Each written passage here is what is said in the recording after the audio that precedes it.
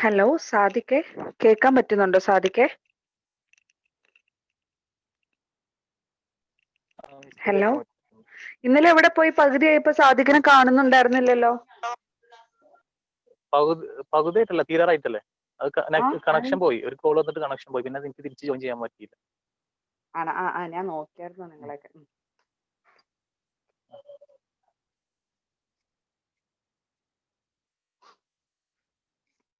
അലീന, ഇന്ന് കൊച്ചിന്റെ ഒച്ചയൊന്നും കേൾക്കുന്നില്ലല്ലോ.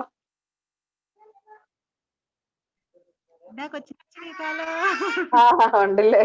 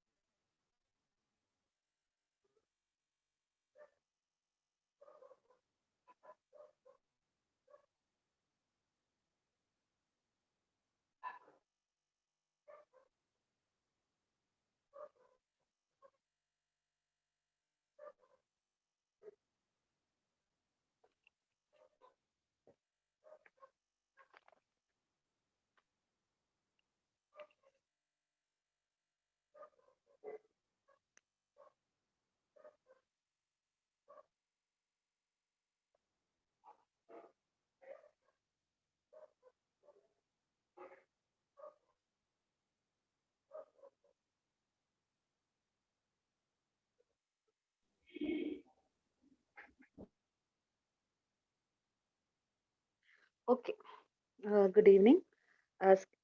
സ്ക്രീൻ കാണാൻ പറ്റുന്നുണ്ടോന്നൊന്ന് പറയണേ. കാണാൻ പറ്റുന്നുണ്ടോ?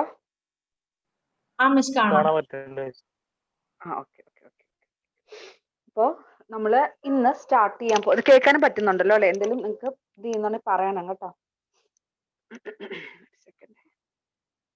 ഓക്കെ, അപ്പോ നമ്മൾ ഇന്ന് ഇപ്പൊ കേൾക്കാമല്ലോ അല്ലെ? ഓഡിബിൾ ആണല്ലോ അല്ലെ? പറയട്ടെ. ഓക്കെ. അപ്പോൾ നമ്മൾ ഇന്ന് പഠിക്കാൻ പോകുന്നത് ഹൈഡ്രോഗ്രാഫിനെ കുറിച്ചുള്ളതാണ്. ഏറ്റവും അതായത് വളരെ ഇമ്പോർട്ടന്റ് ആയിട്ടുള്ള ഒരു ടോപ്പിക് തന്നെയാണ്. ഇപ്പൊ നമ്മൾ വാട്ടർ റിസോഴ്സ് ഒക്കെ പഠിച്ചവർ നമുക്കറിയാം, അതിനകത്ത് ഒത്തിരി പ്രോബ്ലംസ് ഒക്കെ വരും. നമുക്ക് ദയവ് സഹിച്ച് അങ്ങനത്തെ ലെങ്തി പ്രോബ്ലം ഒന്നും PSCക്ക് ചോദിക്കത്തില്ലാത്തതുകൊണ്ട് നമുക്ക് അത്ര വലിയ പ്രശ്നമില്ല. എന്താണ് ഹൈഡ്രോഗ്രാഫ് എന്നുള്ള കാര്യമാണ് നമുക്ക് ഫസ്റ്റ് നമ്മൾ പഠിക്കാൻ പോകുന്നത് കേട്ടോ. നിങ്ങൾ ഈ പടം നോക്കണ്ടേ, ജസ്റ്റ് ഞാൻ ഇത് ചെയ്തെന്നുള്ളൂ.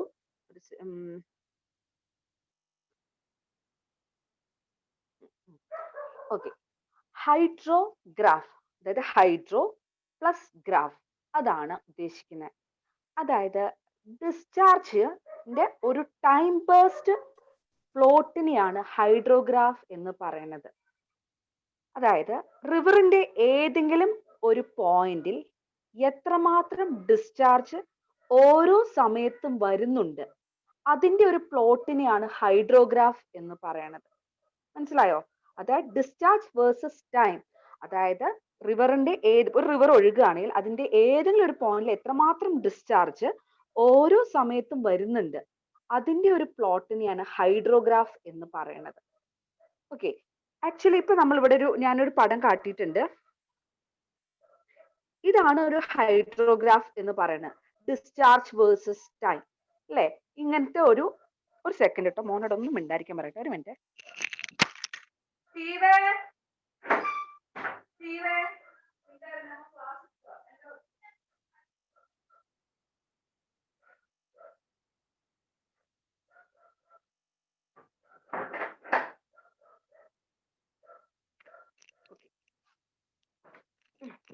ഇതാണ് ഒരു ഹൈഡ്രോഗ്രാഫ്, ഡിസ്ചാർജ് വേഴ്സസ് ടൈം ഉള്ള ആ ഒരു പ്ലോട്ടിനെയാണ് നമ്മൾ പറയുന്നത് ഹൈഡ്രോഗ്രാഫ് എന്ന് പറയുന്നത്. നമ്മളൊരു കാര്യം ശ്രദ്ധിക്കേണ്ടത് എന്താന്ന് വെച്ച് കഴിഞ്ഞാൽ, ഏത് സമയത്തും റിവറിന്റെ ഫ്ലോയുടെ ഡിസ്ചാർജ് മെഷർ ചെയ്താലും രണ്ട് ക്വാണ്ടിറ്റി എപ്പോഴും റിവറിൽ കാണും. അതായത് ഡയറക്റ്റ് റൺ ഓഫും ബേസ് ഫ്ലോയും. നമ്മൾ പറഞ്ഞിരുന്നു, നമ്മൾ ഇന്നലെ റൺ ഓഫിനെ കുറിച്ച് പറഞ്ഞു കഴിഞ്ഞപ്പോൾ രണ്ട് രീതിയിലുള്ള റൺ ഓഫ് ഉണ്ട്. ഡയറക്റ്റ് റൺ ഓഫ് ഉണ്ട്, ബേസ് ഫ്ലോയും ഉണ്ട്. എന്തായിരുന്നു ഡയറക്റ്റ് റൺ ഓഫ് എന്ന് വെച്ചാൽ, സർഫസിന് മോളിൽ, അത് ഡയറക്റ്റ് റൺ ഓഫിനെ തന്നെ നമ്മൾ രണ്ടായിട്ട് ഡിവൈഡ് ചെയ്യുന്നുണ്ട്, surface run of, sub surface run of അല്ലെ. സർഫസിന് മേളിക്കരയും കുറച്ച് വെള്ളം കുറച്ച് ഇൻഫിൽട്രേറ്റ് ചെയ്തിട്ട് പിന്നെ ഒഴുകി പോകുന്നതായിരുന്നു സബ് സർഫസ് റൺ ഓഫ് എന്ന് പറയാ. എന്തായിരുന്നു ബേസ് ഫ്ലോ അല്ലെങ്കിൽ ഗ്രൗണ്ട് വാട്ടർ ഫ്ലോ എന്ന് വെച്ചാൽ എന്താ, ഇത് നന്നായി ഡീപ്പ് ഇറങ്ങി ഗ്രൗണ്ട് വാട്ടർ ആയിട്ട് ഇത് ചെയ്ത് അതിനുശേഷം സ്ട്രീംസിലേക്ക് ഒഴുകി പോകുന്നതിനായിരുന്നു ബേസ് ഫ്ലോ. അപ്പൊ നമ്മളൊരു ഡിസ്ചാർജ് മെഷർ ചെയ്യുമ്പോൾ എപ്പോഴും നമ്മൾ രണ്ട് കാര്യങ്ങൾ കൺസിഡർ ചെയ്യണം. ഒന്ന് ഡയറക്റ്റ് റൺ ഓഫ്, അടുത്തത് ബേസ് ഫ്ലോ. അപ്പം ഇതാണ് ജസ്റ്റ് ഒരു സാധാ ഒരു ഹൈഡ്രോഗ്രാഫ് എന്ന് വെച്ചാൽ, ഇപ്പൊ നിങ്ങളൊരു മിസ് ഇങ്ങനെയല്ലോ നമ്മൾ അത് പഠിച്ചത്, അപ്പൊ അതിനകത്തേക്ക് നമുക്ക് വരാം. ഇതാണ് ഒരു സാധാ ഹൈഡ്രോഗ്രാഫ് എന്ന് പറയുന്നത്. നമുക്കറിയാം റൺ ഓഫിൽ നിന്നാണ് ഹൈഡ്രോഗ്രാഫ് ജനറേറ്റ് ചെയ്ത്, മനസ്സിലായല്ലോ. റൺ ഓഫ് ഉണ്ടെങ്കിൽ മാത്രമേ നമുക്ക് ഹൈഡ്രോഗ്രാഫ് ഉണ്ടാക്കാൻ പറ്റുള്ളൂ. ഈ റൺ ഓഫ് ഉണ്ടാവണമെങ്കിൽ റെയിൻഫാൾ ഉണ്ടാവണമല്ലോ. ഈ റെയിൻഫാൾ നമുക്ക് പല രീതിയിൽ പറയാം. ഐസൊലേറ്റഡ് സ്റ്റോം, അതായത് ഒറ്റപ്പെട്ട മഴ നമ്മൾ ഐസൊലേറ്റഡ് സ്റ്റോം എന്ന് പറയും. അതായത് ഒരു പെർട്ടിക്കുലർ ടൈമിന്റെ അല്ലെങ്കിൽ 3 മണിക്കൂർ നമുക്ക് സമയമുണ്ട്. ആ സമയത്ത് അരമണിക്കൂർ, അതായത് ആപ്പാട് ഒരു അരമണിക്കൂർ മാത്രം മഴ പെയ്തോളൂ, പിന്നെ ആ മഴ പെയ്തിട്ടേ ഇല്ല. ആ പെർട്ടിക്കുലർ റെയിൻഫാളിനെയാണ് നമ്മൾ ഐസൊലേറ്റഡ് സ്റ്റോം എന്ന് പറയുന്നത്. ഓക്കെ, അതുപോലെ വേറൊരു റെയിൻഫാൾ ആണ് കോംപ്ലക്സ് സ്റ്റോം അല്ലെങ്കിൽ കോൺസിക്യൂട്ടീവ് സ്റ്റോം എന്ന് പറയും. അതായത് ഇനി ഇപ്പൊ നമ്മൾ 3 അവർ വീണ്ടും എടുക്കണം, ആ 3 അവറിൽ പല പ്രാവശ്യം, ആദ്യത്തെ 1 മണിക്കൂറിൽ മഴ പെയ്തു, പിന്നെ ഒരു അരമണിക്കൂറിൽ മഴ പെയ്തു, പിന്നെ ഒരു മണിക്കൂറിൽ മഴ പെയ്തു, അങ്ങനെ പല പ്രാവശ്യം മഴ പെയ്യുന്നുണ്ടെങ്കിൽ അങ്ങനെയുള്ള റെയിൻഫാളിനെയാണ് നമ്മൾ പറയാ കോംപ്ലക്സ് സ്റ്റോം. നമ്മൾ 2 വാക്കുകൾ പഠിച്ചു, ഐസൊലേറ്റഡ് സ്റ്റോമും പഠിച്ചു, കോംപ്ലക്സ് സ്റ്റോമും പഠിച്ചു. ഈ ഐസൊലേറ്റഡ് സ്റ്റോം, ഈ കോംപ്ലക്സ് സ്റ്റോമിൽ നിന്നും ഐസൊലേറ്റഡ് സ്റ്റോമിൽ നിന്നൊക്കെ നമുക്ക് ഹൈഡ്രോഗ്രാഫ് ഉണ്ടാക്കാം അല്ലെ. അതുകൊണ്ടാണ് നമ്മൾ ഇതിനെ സ്റ്റോം ഹൈഡ്രോഗ്രാഫ് എന്ന് പറയുന്നത്. അതായത് സ്റ്റോം എന്ന് വെച്ചാൽ പ്രിസിപ്പിറ്റേഷൻ ഹൈഡ്രോഗ്രാഫ് എന്നോ സ്റ്റോം ഹൈഡ്രോഗ്രാഫ് എന്നോ റെയിൻഫാൾ ഹൈഡ്രോഗ്രാഫ് എന്നോ നമുക്ക് വിളിക്കാം. ഓക്കെ, ഇനി ഈ ഒറ്റപ്പെട്ട മഴയിൽ നിന്നുണ്ടാക്കുന്ന ഹൈഡ്രോഗ്രാഫ് എപ്പോഴും സിംഗിൾ പീക്ഡ് ഹൈഡ്രോഗ്രാഫ് ആയിരിക്കും, ഒറ്റ പീക്കേ ഉണ്ടാവത്തുള്ളൂ. ഇനി നമ്മൾ കോംപ്ലക്സ് സ്റ്റോം സ്റ്റോമിൽ നിന്നുണ്ടാക്കുന്ന ഹൈഡ്രോഗ്രാഫ് എന്ന് വെച്ച് കഴിഞ്ഞാൽ മൾട്ടിപ്പിൾ പീക്സ്, കുറെ ഇപ്പൊ ഇത് കണ്ടെക്കുന്ന മൾട്ടിപ്പിൾ പീക്സ് ആണ്, ഒരുപാട് പീക്കുകളുണ്ട്, അതാണ് മൾട്ടിപ്പിൾ പീക്ക് എന്ന് പറയുന്നത്. ഞാൻ വേറെ പടം കാട്ടിത്തരാം. ഇതൊരു സിംഗിൾ പീക്ക്,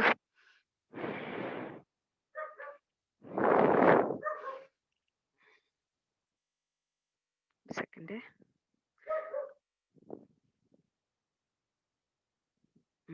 ഇതൊരു സിംഗിൾ പീക്ഡ് ഹൈഡ്രോഗ്രാഫ് ആണ്, ഒറ്റ പീക്കേ ഉള്ളൂ. അത് നമ്മുടെ ഐസൊലേറ്റഡ് ഒറ്റപ്പെട്ട മഴയിൽ നിന്ന് കിട്ടുന്ന ഹൈഡ്രോഗ്രാഫ് ആയിരിക്കും ഒരു സിംഗിൾ പീക്ക് ഹൈഡ്രോഗ്രാഫ് എന്ന് പറയുന്നത്. നമ്മൾ ആദ്യമേ കണ്ട ഹൈഡ്രോഗ്രാഫ് ഇതെന്ന് പറഞ്ഞൊരു ഹൈഡ്രോഗ്രാഫ് ആണ്, അതാണ് മൾട്ടിപ്പിൾ പീക്ഡ് ഹൈഡ്രോഗ്രാഫ് എന്ന് പറയുന്നത്. അപ്പൊ ജസ്റ്റ് ഹൈഡ്രോഗ്രാഫ് എന്താന്ന് എല്ലാവർക്കും മനസ്സിലായോ? മനസ്സിലായോ ഹൈഡ്രോഗ്രാഫ് എന്താന്ന്? മനസ്സിലായി. അപ്പോ നിങ്ങൾക്ക് വേണമെങ്കിൽ ഒരു ക്വസ്റ്റ്യൻ PSCക്ക് വേണമെങ്കിൽ ചോദിക്കാം. ഞാനിപ്പോ ഹൈഡ്രോഗ്രാഫി കുറച്ചൊരു ഡീറ്റെയിൽ ആയിട്ട് എടുക്കുകയാണ് കേട്ടോ. എനിക്ക് അറിയില്ല ഇനി സമയം ഞാൻ എന്നാലും നിങ്ങൾക്ക് കാരണം ഇത് കുറച്ച് കൺഫ്യൂസിംഗ് ആയിട്ടുള്ള ടോപ്പിക് ആയതുകൊണ്ടാട്ടോ ഡീറ്റെയിൽ ആയിട്ട് എടുക്കുന്നത്. അപ്പൊ നിങ്ങൾക്ക് ഒരു ക്വസ്റ്റ്യൻ ചോദിക്കാം, hydrograph is A graphical representation of, ഇങ്ങനെ ചോദിക്കാം. ഡിസ്ചാർജ് വേഴ്സസ് ടൈം അല്ലെങ്കിൽ റൺ ഓഫ് വേഴ്സസ് ടൈം ആണോ, surface run off versus time ആണോ എന്ന് ചോദിക്കാം. ഏതായിരിക്കും? റൺ ഓഫ് വേഴ്സസ് ടൈം ആയിരിക്കും അല്ലെ? കാരണം എന്താന്ന് വെച്ചാൽ സർഫസ് റൺ ഓഫ് എന്ന് വെച്ചാൽ നമ്മൾ എന്താ റൺ ഓഫ് നമ്മൾ ഉദ്ദേശിക്കുന്നത്, ഞാൻ പറഞ്ഞു നിങ്ങളെടുത്ത് നമ്മൾ ഹൈഡ്രോഗ്രാഫ് പറയുമ്പോൾ രണ്ട് ടേംസ് പറയുന്നുണ്ട്, ഡയറക്റ്റ് റൺ ഓഫും പിന്നെ എന്താ ബേസ് ഫ്ലോയും അല്ലെ? അപ്പൊ റൺ ഓഫ് എന്ന് ഉദ്ദേശിക്കുന്നത് എന്താ? Total run off. അതിനകത്ത് ഡയറക്റ്റ് മേളിക്കടെ പോകുന്ന വെള്ളത്തിനെ കുറിച്ചും പറയുന്നുണ്ട്, ബേസ് ഫ്ലോയിനെ കുറിച്ചും പറയുന്നുണ്ട്. അപ്പൊ എപ്പോഴും ഒരു കാരണം വെച്ചാൽ തെറ്റിക്കരുത്, ഹൈഡ്രോഗ്രാഫ് എന്തിന്റെ ഗ്രാഫുകൾ ഒന്നുകിൽ ഡിസ്ചാർജ് വേഴ്സസ് ടൈം എന്ന് പറയും, അല്ലെങ്കിൽ റൺ ഓഫ് വേഴ്സസ് ടൈം. അല്ലാതെ ചിലപ്പോൾ നമ്മുടെ ഒരു ഓപ്ഷനിൽ കിടക്കുന്നുണ്ടാവും surface run off versus time. നമ്മൾ സർഫസ് റൺ ഓഫ് മാത്രമല്ല എടുക്കുന്നത്, നമ്മൾ ഏതൊക്കെ സർഫസ് റൺ ഓഫ് എടുക്കുന്നുണ്ട്, സബ് സർഫസ് റൺ ഓഫ് എടുക്കുന്നുണ്ട്, ബേസ് ഫ്ലോയും എടുക്കുന്നുണ്ട്. ഓക്കെ, ഇനി അപ്പൊ നമ്മള് ഇതിന്റെ കുറച്ച് അപ്പൊ നമ്മൾ ഇനി ഹൈഡ്രോഗ്രാഫ് അനാലിസിസ് നമുക്ക് പറയാൻ പോവാണ്.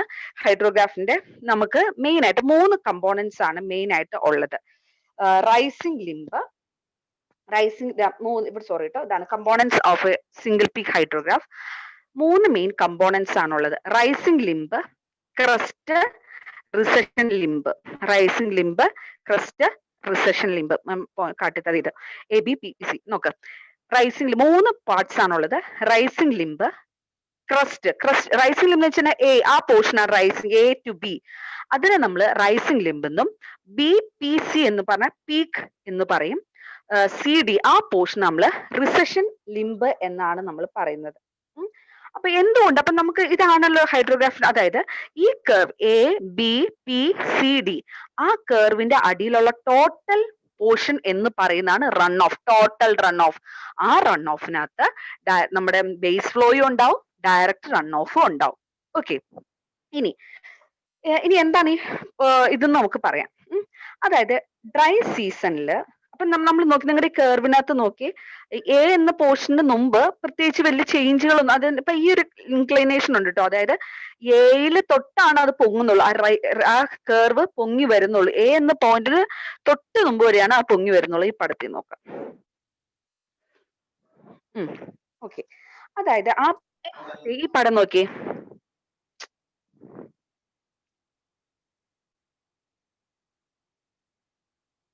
ഈ പറഞ്ഞ പോയിന്റ് നോക്കി, ഇതാണ് റൈസിംഗ് ലിംബ് എന്ന് വെച്ചാൽ Aയിൽ നിന്നാണ് A to B ആണ് നമ്മൾ റൈസിംഗ് ലിംബ് എന്ന് പറയാം.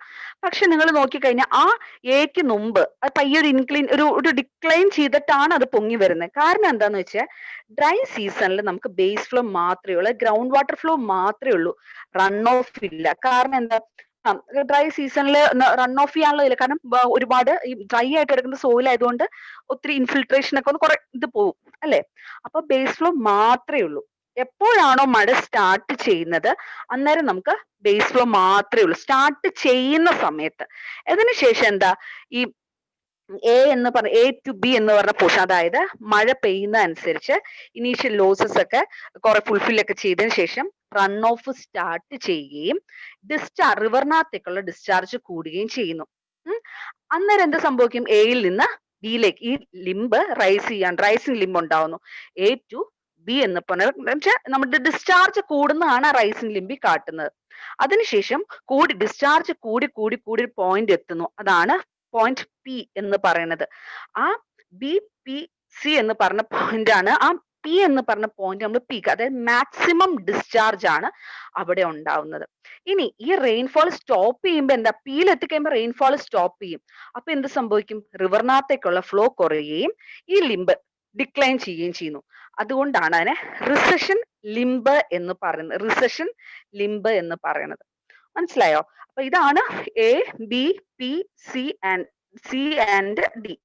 എ ബി എന്ന് പറയുന്ന rising limb, B P C എന്ന് പറഞ്ഞ ക്രസ്റ്റ് ആണ്. അതായത് മാക്സിമം ഡിസ്ചാർജ് നടക്കുന്നത് പി എന്ന് പറഞ്ഞ പീക്കിനകത്തായിരിക്കും. അതിനുശേഷം ഡിസ്ചാർജ് കുറഞ്ഞ് ഇനീഷ്യൽ സ്റ്റേജിലേക്ക് തന്നെ വരാം. അതാണ് ഡി എന്ന് പറയുന്നത്. ഈ പോയിന്റ് സിക്ക് നമ്മൾ പോയിന്റ് ഓഫ് ഇൻഫ്ലേഷൻ എന്നാണ് പറയുന്നത്. Cold point of inflation.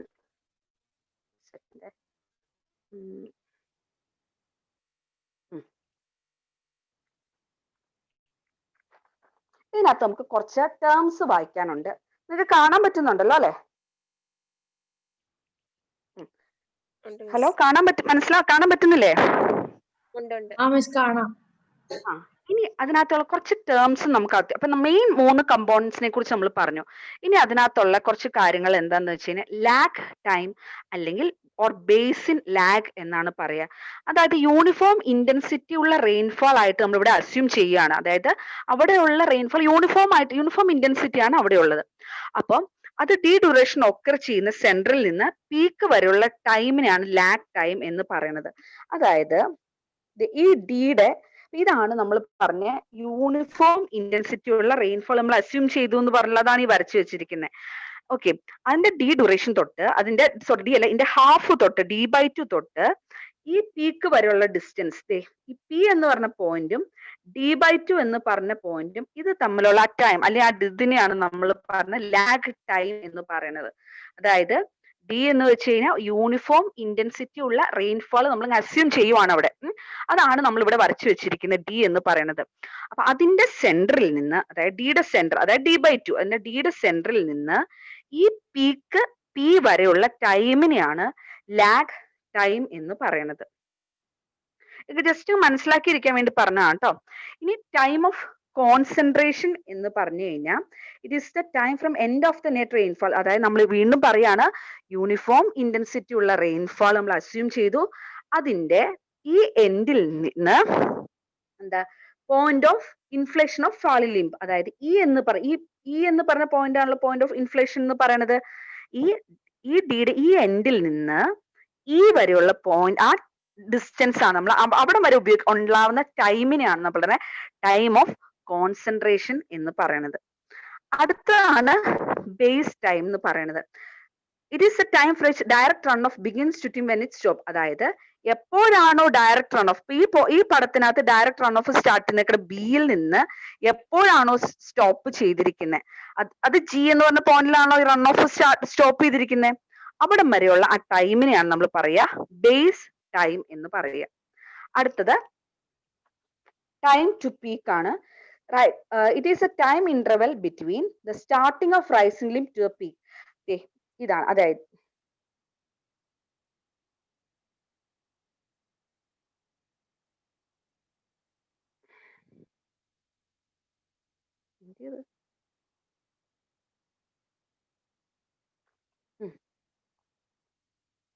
Time to peak എന്ന് വെച്ച് കഴിഞ്ഞാൽ നമ്മുടെ റൈസിംഗ് ലിംബ് സ്റ്റാർട്ട്, ഇവിടെ ബി എന്ന് പറഞ്ഞ പോയിന്റിലാണ് റൈസിംഗ് ലിംബ് സ്റ്റാർട്ട് ചെയ്തേക്കുന്നത്. തൊട്ട് പി എന്ന് പറഞ്ഞ, ഇവിടെ പി മാർക്ക് ചെയ്തിട്ടില്ല, പി എന്ന് പറഞ്ഞ പോയിന്റ് ആണ് പീക്ക് എന്ന് പറഞ്ഞത്. അതുവരെയുള്ള സമയത്തിനാണ് പറയുന്നത് ടൈം ടു പീക്ക് എന്ന് പറയുന്നത്. ഇതൊക്കെ ജസ്റ്റ് ഒന്ന് മനസ്സിലാക്കിയിരിക്കാൻ വേണ്ടി മാത്രം പറഞ്ഞതാ കേട്ടോ. അപ്പൊ നമ്മൾ ഇത്രയും കാര്യങ്ങളാണ് പഠിച്ചത്. ഹൈഡ്രോഗ്രാഫ് എന്താ, ഹൈഡ്രോഗ്രാഫിന്റെ കമ്പോണൻസ് എന്താ, എന്താണ് ഒരു ഐസൊലേറ്റഡ് സ്റ്റോം എന്താ, സ്റ്റോം ഹൈഡ്രോഗ്രാഫ് എന്താ, അല്ലെങ്കിൽ ഒരു ഐസൊലേറ്റഡ് സ്റ്റോം എന്താണ്, പിന്നെ എന്താണ് കോംപ്ലക്സ് ഇതെന്താണ്, അല്ലെങ്കിൽ കോൺസിക്യൂട്ടീവ് ഹൈഡ്രോഗ്രാഫിനെ കുറിച്ച് നമ്മൾ പറഞ്ഞു. സിംഗിൾ പീക്ക് എപ്പോഴാണ് വരുന്നത്, മൾട്ടിപ്പിൾ പീക്ക് ഹൈഡ്രോഗ്രാഫ് എപ്പോഴാണ് വരുന്നത്, ഇത്രയും കാര്യങ്ങളാണ് നമ്മൾ ബേസിക് ആയിട്ട് നമ്മൾ പഠിച്ചത്. അവിടെ വരെ എന്തെങ്കിലും കൺഫ്യൂഷൻ ഉണ്ടോ?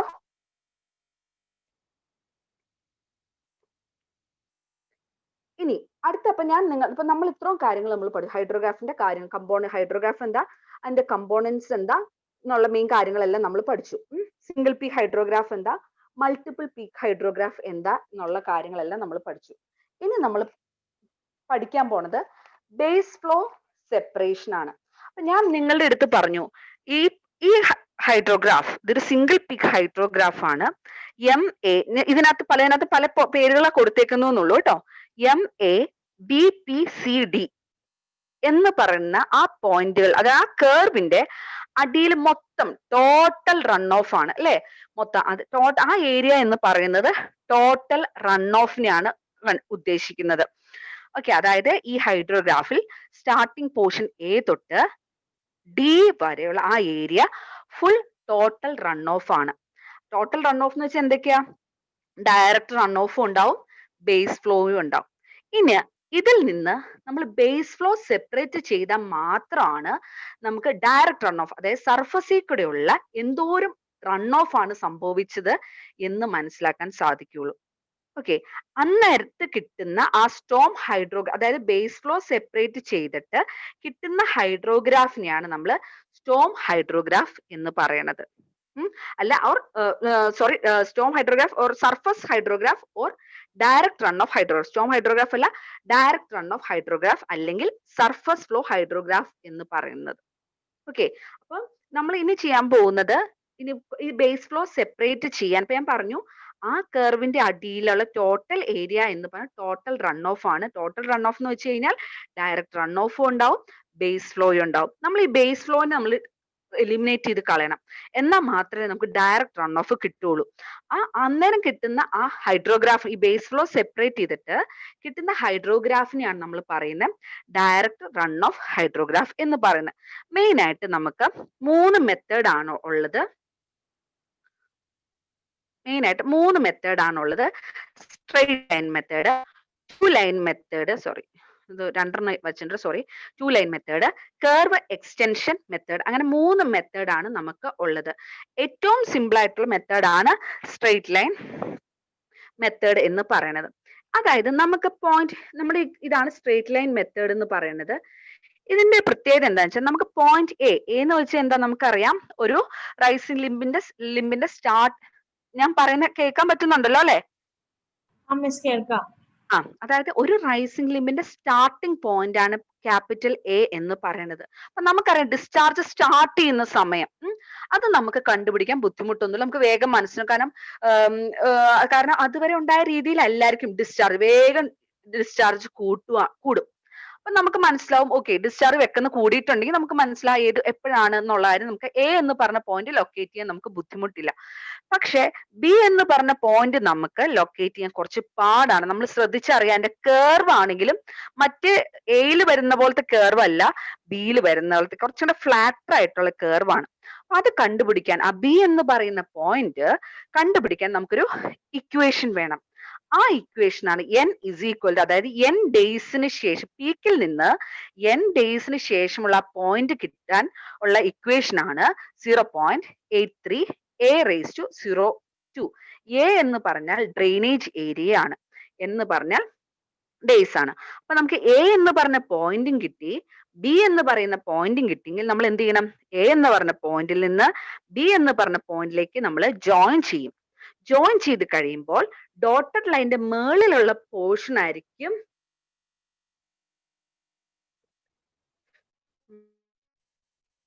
ഡോട്ടഡ് ലൈനിന്റെ മേളിലുള്ള പോർഷൻ ആയിരിക്കും നമ്മൾ ഡയറക്റ്റ് റൺ ഓഫ് എന്ന് പറയുന്നത്. ഡോട്ടഡ് ലൈനിന്റെ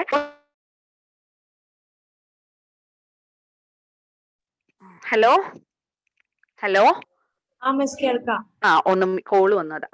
ഡോട്ടഡ് ലൈനിന്റെ ബോട്ടത്തിലുള്ള പോർഷനെയാണ് നമ്മൾ പറയുന്നത് എന്താ പറയാ, ബേസ് ഫ്ലോ എന്ന് പറയാം. അപ്പൊ നമുക്ക് ബേസ് ഫ്ലോ സെപ്പറേറ്റ് ചെയ്തു അല്ലെ, ഒരു സിംഗിൾ ലൈൻ മെത്തേഡ് ഉപയോഗിച്ച് നമ്മൾ ബേസ് ഫ്ലോ സെപ്പറേറ്റ് ചെയ്തു. അടുത്തതാണ് 2 ലൈൻ മെത്തേഡ്. മോസ്റ്റ് പ്രോബ്ലി നമ്മൾ എപ്പോഴും ഉപയോഗിക്കുന്നത് ഈ 2 ലൈൻ മെത്തേഡ് ആണ്. Base flow before starting service extend till it reaches the perpendicular line drawn from the peak. അതായത് നമ്മൾ എങ്ങനെ ഇത് വരയ്ക്കുന്നത് എങ്ങനെയാന്ന് വെച്ച് കഴിഞ്ഞാൽ, എ എന്ന് പറയുന്ന പോയിന്റിൽ നിന്ന് ബാക്കിലേക്ക് നമ്മൾ സ്ട്രെയിറ്റ് ലൈൻ വരയ്ക്കും. എന്നിട്ട് ആ സ്ട്രെയിറ്റ് ലൈനെ നമ്മൾ ഇങ്ങനെ എക്സ്റ്റെൻഡ് ചെയ്ത് താഴത്തേക്ക് കൊണ്ടുവരും. എന്നിട്ട് പീക്കിൽ നിന്ന് ഒരു സ്ട്രെയിറ്റ് ലൈൻ താഴത്തേക്ക് വരയ്ക്കും. അപ്പോൾ എയിൽ നിന്ന് വരച്ച ലൈനും പീക്കിൽ നിന്ന് വരച്ച ലൈനും ജോയിൻ ചെയ്യുന്ന പോയിന്റിന്റെ പേരാണ് സി. എന്നിട്ട് സിയിൽ നിന്ന് ഒരു സ്ട്രെയിറ്റ് ലൈൻ വരച്ച് ബിയിലേക്ക് ജോയിൻ ചെയ്യണം. ഇത്രയേ ഉള്ളൂ. എയിൽ നിന്ന് ഒരു കർവ് ബാക്കിലോട്ട് വരിക. അതായത് നിങ്ങളൊരു സ്ട്രെയിറ്റ് ലൈൻ കണ്ടോ? എയിൽ നിന്ന് ഒരു സ്ട്രെയിറ്റ് ലൈൻ ബാക്കിലേക്ക് വരച്ചിട്ട് ആ ലൈനിനെ ഇങ്ങനെ താഴത്തേക്ക് കൊണ്ടുവരിക. എന്നിട്ട് പീക്കിൽ നിന്ന് നമ്മളൊരു സ്ട്രെയിറ്റ് ലൈൻ വരയ്ക്കുക. അത് രണ്ടും കൂടെ മീറ്റ് ചെയ്യുന്ന പോയിന്റ് ആണ് സി എന്ന് പറയുന്നത്. സിയിൽ നിന്ന് നമ്മൾ n ഡേയ്സ് നമ്മൾ കണ്ടുപിടിച്ചല്ലോ ആ ഇക്വേഷൻ വെച്ചിട്ട്, ബി മനസ്സിലാക്കിയല്ലോ. അതിൽ സിയിൽ നിന്ന് ബിയിലേക്ക് എക്സ്റ്റെൻഡ് ചെയ്യുക. ആ ഡോട്ടഡ് ലൈനിന്റെ താഴെയുള്ളതായിരിക്കും ബേസ് ഫ്ലോ എന്ന് പറയുന്നത്. ആ ഡോട്ടഡ് ലൈൻ, അതായത് ACBക്ക് താഴെയുള്ള ഡോട്ടഡ് ലൈനും ACBക്ക് മുകളിലുള്ളത് ഡയറക്റ്റ് റൺ ഓഫും ആയിരിക്കും. ഇതാണ് മെയിൻ ആയിട്ട് നമ്മൾ ഉപയോഗിക്കുന്ന 2 ലൈൻ മെത്തേഡ് എന്ന് പറയുന്നത്. ഓക്കെ, അടുത്തതാണ് കർവ് എക്സ്റ്റൻഷൻ മെത്തേഡ്. അതായത് കർവ് നമ്മൾ എക്സ്റ്റെൻഡ് ചെയ്യുന്ന മെത്തേഡാണ് കർവ് എക്സ്റ്റൻഷൻ മെത്തേഡ് എന്ന് പറയുന്നത്. അതായത് നമുക്ക്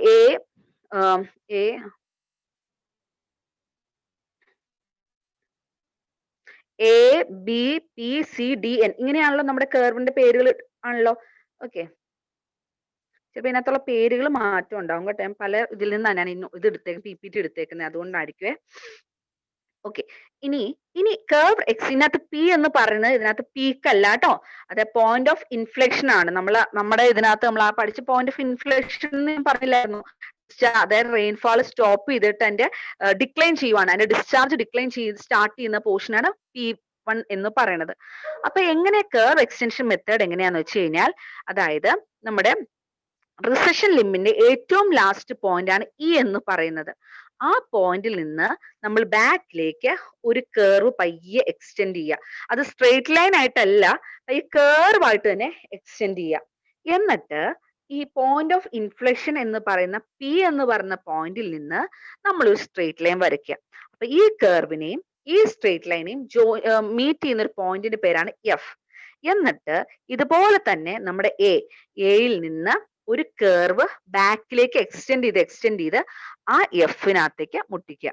അപ്പൊ അതിൽ നിന്ന് AFE എന്ന് പറയുന്ന ഡോട്ടഡ് ലൈന്റെ താഴത്തേക്കുള്ളത് ബേസ് ഫ്ലോയും AFEന്റെ മുകളിലേക്കുള്ളത് ഡയറക്റ്റ് റൺ ഓഫ് ആണ്. അപ്പൊ കർവ് ഇത് എത്രേ ഉള്ളൂ, കർവ് എക്സ്റ്റൻഷൻ മെത്തേഡ്. കർവിനെ എക്സ്റ്റെൻഡ് ചെയ്ത് ഉള്ള മെത്തേഡാണ്. ഇയിൽ നിന്ന് ഒരു കർവ് ബാക്കിലേക്ക് എക്സ്റ്റെൻഡ് ചെയ്തു, പോയിന്റ് ഓഫ് ഇൻഫ്ലെക്ഷനിൽ നിന്ന് താഴത്തേക്ക് ഒരു ലൈൻ വരച്ചു, അത് മീറ്റ് ചെയ്ത പോയിന്റ് ആണ് F എന്ന് പറയുന്നത്. അതിനുശേഷം അതുപോലെ തന്നെ എയിൽ നിന്ന് ഒരു കർവ് ഈ എഫിനകത്തേക്ക് മീറ്റ് ചെയ്തു. ആ ഡോട്ടർ ലൈനിന്റെ താഴത്തേക്കുള്ളതാണ് ബേസ് ഫ്ലോ എന്നും അതിന്റെ മുകളിലേക്കുള്ളത് ഡയറക്റ്റ് റൺ ഓഫും ആണ്. അപ്പൊ നമ്മൾ ഇത്രയും കാര്യങ്ങളെ പറഞ്ഞ് എന്താണ് ഹൈഡ്രോഗ്രാഫ്, എന്താണ് ഹൈഡ്രോഗ്രാഫ് എന്താണെന്നുള്ള കാര്യം നമ്മൾ പറഞ്ഞു. പിന്നെ എന്തൊക്കെയാണ് കമ്പോണൻസ് എന്ന് പറഞ്ഞു. ബേസ് ഫ്ലോ സെപ്പറേറ്റ് ചെയ്യുന്നത്. ഇനി നിങ്ങളോട് ചോദിക്കാവുന്ന ഒരു ക്വസ്റ്റ്യൻ ആണ്, ഗ്രൗണ്ട് വാട്ടർ ആയിട്ട് ഫ്ലോ ചെയ്യുന്ന ആ ഡിലേഡ് ഫ്ലോയുടെ പേരെന്താണ് എന്ന് ചോദിക്കാം. ഓക്കെ, അതായത് the delayed flow that reach the river mainly as A ground water ആയിട്ട് പോകുന്ന ഡിലേഡ് ഫ്ലോയുടെ പേരാണ് ബേസ് ഫ്ലോ. നമ്മൾ ഓൾറെഡി അത് പഠിച്ചതാണ് കേട്ടോ. ഇനി ഇതിനകത്ത് വരുന്ന രണ്ടു ക്വസ്റ്റ്യൻസ് ഞാൻ പറയാം. റിസഷൻ ലിമ്പിന്റെ ഷേപ്പ് എന്തിനെ ഡിപ്പെൻഡ് ചെയ്തിരിക്കുന്നു എന്നുള്ളതാണ്. റിസഷൻ ലിംബ് അല്ലെങ്കിൽ ഫാളിംഗ് ലിംബ്, ഓർക്കുന്നുണ്ടല്ലോ അല്ലെ? ഇതിനകത്ത് റിസഷൻ ലിംബും ഉണ്ട്, റൈസിംഗ് ലിംബും ഉണ്ട്, റിസഷൻ ലിംബ്. റൈസിംഗ് ലിംബ് എന്ന് വെച്ചാൽ AB ആണ് റൈസിംഗ് ലിംബ് എന്ന് പറയുന്നത്, CD ആണ് റിസഷൻ അല്ലെങ്കിൽ ഫാളിംഗ് ലിംബ് എന്ന് പറയുന്നത്. റൈസിംഗ് ലിംബിന്റെ ഷേപ്പ് എപ്പോഴും ബേസിന്റെയും അവിടുത്തെ സ്റ്റോമിനെയും ഡിപ്പെൻഡ് ചെയ്തിരിക്കും. പക്ഷേ എന്നാൽ നമ്മുടെ റിസഷൻ ലിംബ് ബേസിന്റെ ക്യാരക്ടറിനെ മാത്രമാണ് ഡിപ്പെൻഡ് ചെയ്തിരിക്കുന്നത്. മനസ്സിലായോ? റൈസിംഗ് ലിംബ് എന്തിന് രണ്ട് കാര്യങ്ങൾ ഡിപ്പെൻഡ് ചെയ്യും, ബേസിനും സ്റ്റോമിനെയും ഡിപ്പെൻഡ് ചെയ്തിരിക്കും.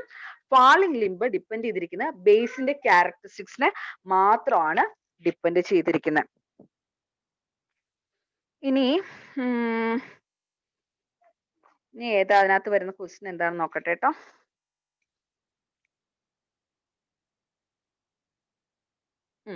ഇങ്ങനെ ചോദിക്കാം,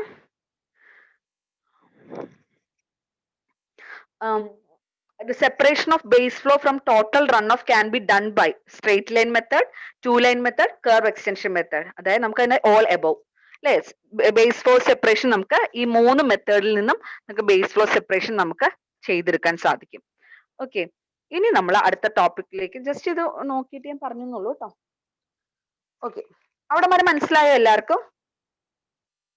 ക്ലിയർ ആയോ? ഓക്കെ, ഇനി നമ്മൾ കുറച്ചും കൂടെ വേറൊരു ടോപ്പിക്കിലേക്ക് പോവാണ്, യൂണിറ്റ് ഹൈഡ്രോഗ്രാഫ്. ഒരു സെക്കൻഡ്, ഇതേതാ?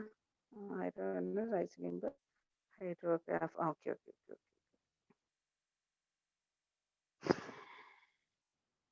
Unit hydrograph. ഓക്കെ, അപ്പൊ നമ്മൾ ഹൈഡ്രോഗ്രാഫിന്റെ കാര്യങ്ങളെല്ലാം നമ്മൾ പഠിച്ചു അല്ലെ. നമ്മളൊരു സിംഗിൾ പീക്ക് ഉണ്ട്, എല്ലാം നമ്മൾ പറഞ്ഞു. ഹൈഡ്രോഗ്രാഫ് വരയ്ക്കുമ്പോൾ ഒരു കുറച്ച് ഡ്രോബാക്സ് ഉണ്ട്. അതിന് മേജർ ഒരു ഡ്രോബാക്ക് ഉണ്ട്. കാരണം എന്താണെന്ന് വെച്ചാൽ ഒരു കാച്ച്മെന്റ് ഏരിയയിൽ റെയിൻഫോൾ ഒക്കർ ചെയ്യുമ്പോൾ അത് പ്രൊഡ്യൂസ് ചെയ്യുന്ന ഹൈഡ്രോഗ്രാഫിന്റെ ഷേപ്പ് ഡിഫറെന്റ് ആണ്. കാരണം അത് ഒരുപാട് കാര്യങ്ങൾ അത് എഫക്ട് ചെയ്ത് ഒരുപാട് ഫാക്ടേഴ്സിനെ കൺസിഡർ ചെയ്തിട്ടാണ് ഈ നമ്മളിപ്പോ ഒരു ഏരിയയിൽ ഒരു കാച്ച്മെന്റ് ഏരിയ നമ്മൾ കാച്ച്മെന്റ് ഏരിയ ഒക്കെ നിങ്ങൾ പഠിച്ചു അല്ലെ? ഒരു കാച്ച്മെന്റ് ഏരിയയിൽ റെയിൻഫോൾ ഒക്കർ ചെയ്യുമ്പോൾ അവിടെ നമുക്ക് വേണ്ടത് ഹൈഡ്രോഗ്രാഫ് ഉണ്ടാക്കുകയാണല്ലോ ചെയ്യണ്ടേ. അവിടെ ഉണ്ടാക്കുന്ന ഹൈഡ്രോഗ്രാഫ് വേരി ചെയ്തുകൊണ്ടിരിക്കും. പല പല ഫാക്ടേഴ്സിനെ ഡിപ്പെൻഡ് ചെയ്ത് വേരി ചെയ്യും. അതായത് ഓരോ റെയിൻഫാളിനും ഓരോ ഡിഫറെന്റ് ഹൈഡ്രോഗ്രാഫ്സ് ആയിരിക്കും നമുക്ക് കിട്ടുക. അതായത് ഒരു കാച്ച്മെന്റിന്റെ തന്നെ നമ്മൾ ഹൈഡ്രോഗ്രാഫ് നമുക്ക് പ്രിപ്പയർ ചെയ്യേണ്ടതായിട്ടുണ്ട്. പക്ഷെ പല കാരണങ്ങൾ കൊണ്ട് പല ഫാക്ടേഴ്സ് വെച്ച് അവിടുത്തെ ക്ലൈമാറ്റിക് കണ്ടീഷൻ അവിടുത്തെ റെയിൻഫാളിന്റെ ഇത് വെച്ചിട്ട് നമുക്ക് ഒരു കാച്ച്മെന്റിൽ തന്നെ പല ഹൈഡ്രോഗ്രാഫ്സ് പ്രിപ്പയർ ചെയ്യേണ്ടതായിട്ട് ഉണ്ട്. ഇതിനുള്ള ഒരു സൊല്യൂഷൻ ആണ് യൂണിറ്റ് ഹൈഡ്രോഗ്രാഫ് എന്ന് പറയുന്ന ഒരു കോൺസെപ്റ്റ് എന്ന് പറയുന്നത്. ഓക്കെ, എന്താണ് യൂണിറ്റ് ഹൈഡ്രോഗ്രാഫ് എന്ന് പറയുന്നത്? Unit hydrograph is a direct run off hydrograph. Unit hydrograph എന്ന് പറയുന്നത് ഒരു direct run off unit hydrograph എന്ന് പറയുന്നത് ഒരു ഡയറക്റ്റ് റൺ ഓഫ് ഹൈഡ്രോഗ്രാഫ് ആണ്. Resulting from unit depth. Unit ഡെപ്തിൽ നിന്ന് കിട്ടുന്ന ഒരു ഡയറക്റ്റ് റൺ ഓഫ് ഹൈഡ്രോഗ്രാഫ് ആണ്. Of rainfall excess. നമുക്ക് ഇതിനകത്ത് 2-3 ടേം എന്താന്ന് മനസ്സിലാക്കാനുണ്ട്. എന്താണ് ഡയറക്റ്റ് റൺ ഓഫ് ഹൈഡ്രോഗ്രാഫ് എന്താണെന്നും റെയിൻഫോൾ എക്സസ് എന്താണെന്നും മനസ്സിലാക്കണം. Occurring uniformly over the basin at A uniform rate for a specified duration. Uniform ആയിട്ട് ആ ബേസിൽ യൂണിഫോം ആയിട്ട് ഒക്കർ ചെയ്യുകയും യൂണിഫോം റേറ്റിൽ ഒക്കർ ചെയ്യാണ് ഒരു സ്പെസിഫൈഡ് ഡ്യൂറേഷനിൽ. അപ്പൊ ഇതിനകത്ത് ഈ ഡെഫിനിഷൻ പഠിക്കുന്നതിന് മുമ്പ് നമുക്ക് എന്താണ് ഒരു ഡയറക്റ്റ് റൺ ഓഫ് ഹൈഡ്രോഗ്രാഫ് എന്താന്ന് നമുക്ക് മനസ്സിലാക്കണം. അപ്പൊ നമ്മൾ ഓൾറെഡി പഠിച്ചു. എന്തായിരുന്നു ഡയറക്റ്റ് റൺ ഓഫ് ഹൈഡ്രോഗ്രാഫ് എന്ന് വെച്ചാൽ ഒരു സ്റ്റോം ഹൈഡ്രോഗ്രാഫിൽ നിന്ന് അതിന്റെ ബേസ് ഫ്ലോ സെപ്പറേറ്റ് ചെയ്തിട്ട് കിട്ടുന്ന ഹൈഡ്രോഗ്രാഫിനെയാണ് നമ്മൾ പറയുന്നത് ഡയറക്റ്റ് റൺ ഓഫ് ഹൈഡ്രോഗ്രാഫ് എന്ന് പറയുന്നത്. ഓക്കെ, ഇനി എന്താണ് റെയിൻഫോൾ എക്സസ്? കാരണം നമ്മൾ എപ്പോഴും ഉപയോഗിക്കുന്ന ഒരു ടേം ആയിരിക്കും റെയിൻഫോൾ എക്സസ് എന്ന് പറയുന്നത്. അതായത് റെയിൻഫോൾ എക്സസ് എന്ന് വെച്ചാൽ എല്ലാ ലോസുകളും കഴിഞ്ഞിട്ടുള്ള റെയിൻഫോളിനെയാണ് നമ്മൾ പറയുന്ന റെയിൻഫോൾ എക്സസ് എന്ന് പറയാ. കാരണം നമുക്ക് ഒരുപാട് ലോസസ് സംഭവിക്കും അല്ലെ? ഇൻഫിൽട്രേഷൻ ലോസ്, ഇവാപറേഷൻ ലോസ്, അങ്ങനെ എല്ലാ ലോസസും കഴിഞ്ഞിട്ടുള്ള ആ റെയിൻഫോളിനെയാണ് പറയുന്നത് റെയിൻഫോൾ എക്സസ് എന്ന് പറയുന്നത്. അപ്പൊ നമുക്ക് ഈ എക്സ്പ്ലനേഷൻ ഒന്നോടെ നമുക്ക് നോക്കാം. അതായത് 1 സെന്റിമീറ്റർ അതായത് എഫക്റ്റീവ് റെയിൻഫോൾ, അതായത് ഇൻഫിൽട്രേഷനും ഇവാപറേഷനും കഴിഞ്ഞിട്ടുള്ള 1 സെന്റിമീറ്റർ റെയിൻഫോൾ ഒരു എൻ്റെ ഡ്രെയിനേജ് ഏരിയയിൽ യൂണിഫോം ആയിട്ട് പെയ്യുന്നു ഫോർ എ പെർട്ടിക്കുലർ ഡ്യൂറേഷൻ. അപ്പോൾ ഉണ്ടാകുന്ന ഒരു റൺ ഓഫ് ഹൈഡ്രോഗ്രാഫിനെയാണ് നമ്മൾ പറയുന്നത് യൂണിറ്റ് ഹൈഡ്രോഗ്രാഫ്. അതിനകത്തുള്ള വാക്ക് 1 സെന്റിമീറ്റർ എന്നുള്ള വാക്കും എഫക്റ്റീവ് റെയിൻഫോൾ എന്നുള്ള വാക്കും uniform over A basin at uniform rate എന്നുള്ള വാക്കുകളെല്ലാം. കാരണം ഇതിനെ കുറിച്ച് തന്നെ, കാരണം ഈ ഡെഫിനിഷൻ തന്നെ അങ്ങോട്ടും ഇങ്ങോട്ടും തിരിച്ച് നിങ്ങൾക്ക് PSCക്ക് ചോദിക്കാം. അപ്പൊ കൺഫ്യൂസ്ഡ് ആവരുത്. അതായത് 1 സെന്റിമീറ്റർ എഫക്റ്റീവ് റെയിൻഫാൾ ഒരു എൻ്റെ ഡ്രെയിനേജിന്റെ ഏരിയയിൽ യൂണിഫോം ആയിട്ട് പെയ്യുന്നു ഫോർ എ പെർട്ടിക്കുലർ ഡ്യൂറേഷൻ. അപ്പോൾ ഉണ്ടാകുന്ന ഹൈഡ്രോഗ്രാഫിനെയാണ് പറയുന്ന ഒരു യൂണിറ്റ് ഹൈഡ്രോഗ്രാഫ് എന്ന് പറയുന്നത്. ഏറ്റവും സിമ്പിൾ ആയിട്ട് പറയുകയാണെങ്കിൽ ഒരു കാച്ച്മെന്റ് ഏരിയയിൽ 1 സെന്റിമീറ്റർ വെള്ളം ആഴത്തിൽ നിലനിർത്തുകയാണെങ്കിൽ ഓക്കെ, അവിടുന്ന് കിട്ടുന്ന ഒരു ഓളിയം ഉണ്ടാവൂലെ വെള്ളത്തിന്റെ, അത് നമ്മളൊരു ഡൗൺ സ്ട്രീം പുഴയിലേക്ക് ഒഴുക്കി വിടുകയാണെങ്കിൽ അപ്പോൾ ഉണ്ടാക്കുന്ന ഒരു ഹൈഡ്രോഗ്രാഫിനെയാണ് നമ്മൾ പറയുന്ന യൂണിറ്റ് ഹൈഡ്രോഗ്രാഫ്. ഞാൻ അതിനൊരു പടം കാട്ടിത്തരാം.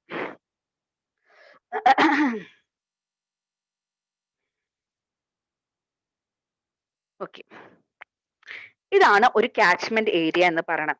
ഈ കാച്ച്മെന്റ് ഏരിയയിൽ നമ്മൾ 1 സെന്റിമീറ്റർ വെള്ളം അത്രയും 1 സെന്റിമീറ്റർ ഡെപ്തിൽ നമ്മൾ വെള്ളം നിലനിർത്തുകയാണ്. ഓളിയം വെള്ളം നമ്മൾ അതിൻ്റെ നിലനിർത്തുകയാണ്. ഇങ്ങനെ നമ്മൾ നിലനിർത്തുകയാണ്.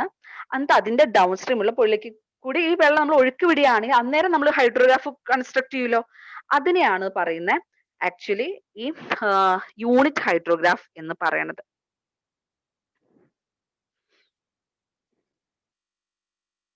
എന്താ 1 സെന്റിമീറ്റർ എഫക്റ്റീവ്, അത് വളരെ ഇമ്പോർട്ടന്റ് ആണ് കേട്ടോ. അപ്പൊ അതിനകത്തുള്ള വാക്ക് എഫക്റ്റീവ് റൺ ഓഫ് എക്സസ് അല്ലെങ്കിൽ എഫക്റ്റീവ് റെയിൻഫാൾ എന്ന് പറഞ്ഞ എല്ലാ ലോസസും കഴിഞ്ഞിട്ടുള്ള റെയിൻഫാളിനെയാണ് പറയുന്നത് എന്താ പറയാ റെയിൻഫാൾ എക്സസ് അല്ലെങ്കിൽ എഫക്റ്റീവ് റെയിൻഫാൾ എന്ന് പറയുന്നത്. മനസ്സിലായോ? ഇനി ഈ നമ്മൾ എപ്പോഴും ഈ യൂണിറ്റ് ഹൈഡ്രോഗ്രാഫിനൊക്കെ നമ്മൾ പറയുമ്പോൾ 4 hour unit hydrograph, 6 hour unit, എപ്പോഴും യൂണിറ്റ് ഹൈഡ്രോഗ്രാഫിനെ റെപ്രസെന്റ് ചെയ്യും നമ്മൾ ടൈമും കൂടെ വെച്ചിട്ടായിരിക്കും.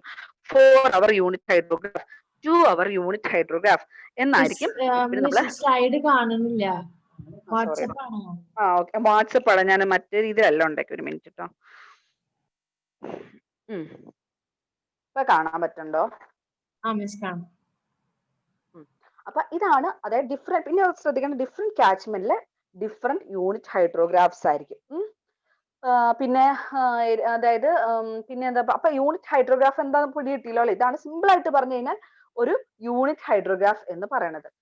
ഇനി നമുക്ക് ഇതിന്റെ യൂസസ് എന്തൊക്കെയാണെന്ന് നമുക്ക് നോക്കാം. ഇതിന്റെ യൂസസും ശരിക്കും യൂണിറ്റ് ഹൈഡ്രോഗ്രാഫിന്റെ നിങ്ങൾക്ക് പ്രോബ്ലം ഒന്നും ഇതിനകത്ത് വലിയ പ്രോബ്ലംസ് ഈ മൊഡ്യൂളിലെ ഈ പോർഷനിലെ വലിയ പ്രോബ്ലംസ് ആണ്.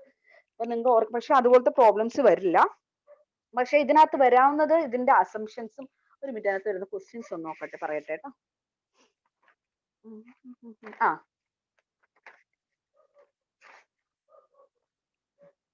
ഈ യൂണിറ്റ് ഹൈഡ്രോഗ്രാഫിന്റെ തിയറി ഷെർമൻ എന്ന് പറഞ്ഞ വ്യക്തിയാണ് കേട്ടോ ഇൻട്രൊഡ്യൂസ് ചെയ്തേക്കുന്നത്. ഷെർമൻ എന്ന വ്യക്തിയാണ് യൂണിറ്റ് ഹൈഡ്രോഗ്രാഫിന്റെ തിയറി വന്നേക്കുന്നത്.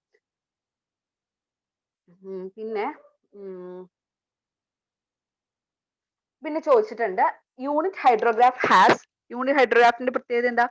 1 unit of direct run of. അതാണ് ശ്രദ്ധിക്കേണ്ടത്, 1 unit of direct run off ആണ്.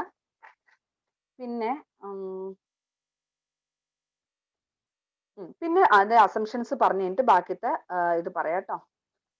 Separation of waste flow, if area of the shape of hydrograph flow.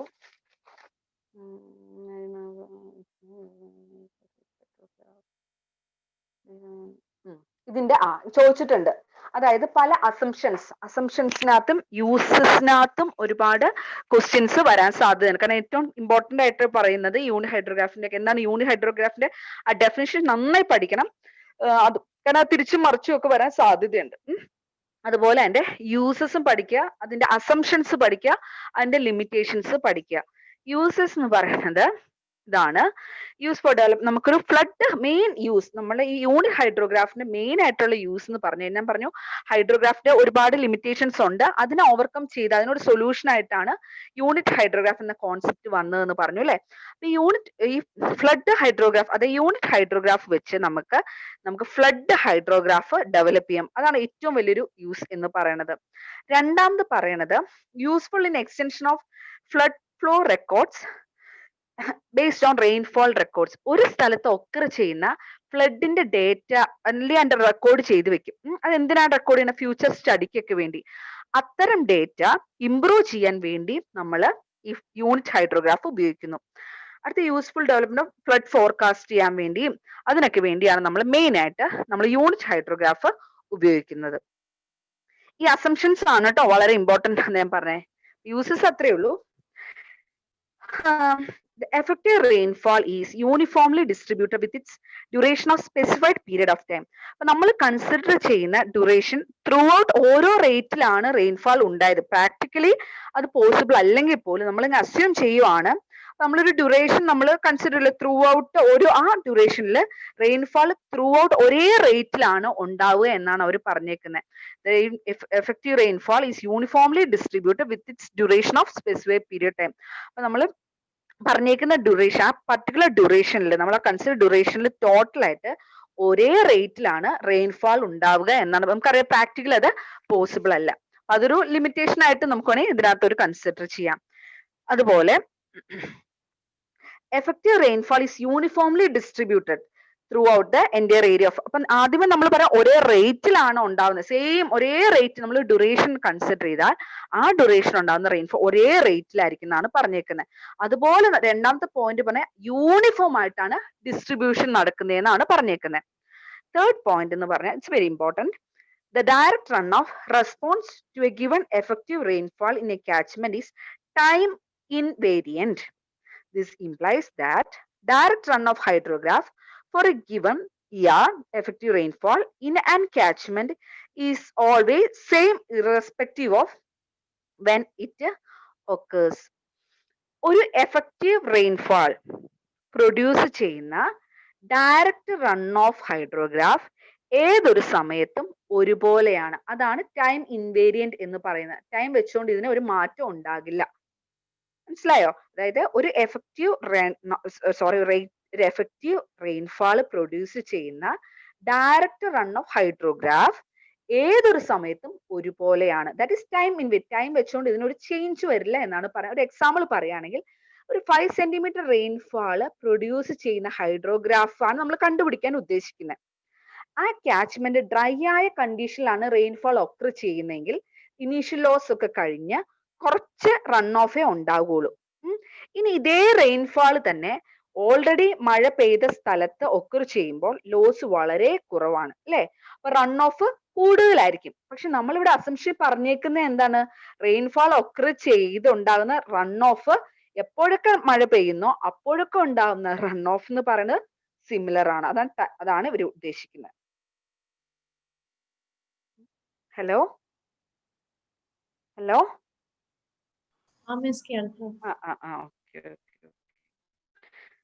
Fourth assumption അവിടെ നിൽക്കട്ടെ കേട്ടോ. ഞാൻ ഫിഫ്ത്ത് ഞാൻ പറയാം. Okay, the base time of the hydrograph of direct runoff due to an effective rainfall of unit duration is constant.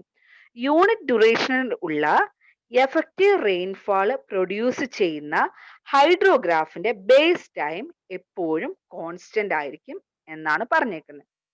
Next, for a given drainage basin the hydrograph of runoff due to a given period of rainfall reflects all the combined physical characteristics of the basin.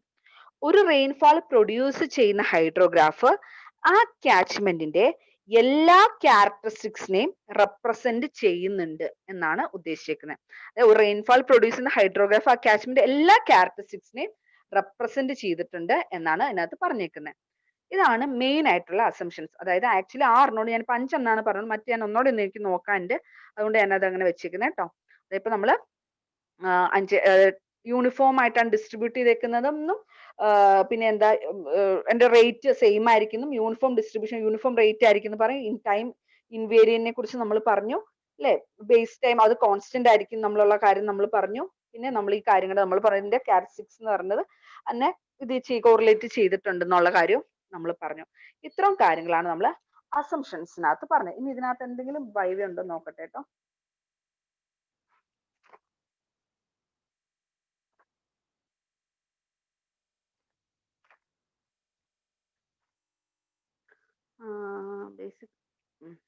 Basic assumptions basic assumptions in unit hydrograph theory ഇതിനകത്ത് പറഞ്ഞേക്കുന്ന time invariant ആണ്, non time invariance and non time linear response എന്നൊക്കെയാണ് പറഞ്ഞേക്കുന്നത്. അപ്പൊ നമുക്കറിയാം time invariance ആണ്. അത് ചോദിച്ചിട്ടുണ്ട്.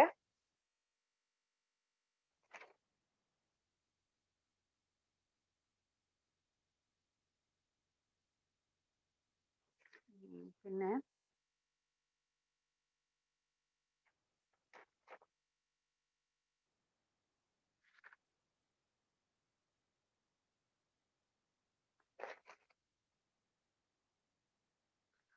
നമുക്ക് അതിന്റെ ഒരു ഇതാണ് ഡ്രോബാക്ക് ആണ്. ഹലോ ഹലോ ഓക്കെ, ഇനി നമ്മൾ ലിമിറ്റേഷൻ ആണ് പറയാം. അപ്പൊ നമ്മൾ ഇത്ര അസംഷൻസ് നമ്മൾ പറഞ്ഞു. ലിമിറ്റേഷനകത്ത് നമ്മൾ assumption uniform rainfall is over Kashmir is practical situation. അതായത് ഇതിനകത്ത് മെയിൻ പറഞ്ഞേക്കുന്ന 2-3 ഇത് എന്താന്ന് വെച്ച് കഴിഞ്ഞാൽ 5 ലിമിറ്റേഷൻസ് ആണ് മെയിൻ ആയിട്ടുള്ളത്. നമ്മൾ പറഞ്ഞു, മ്യൂട്ട് ചെയ്ത് വെക്കൂ.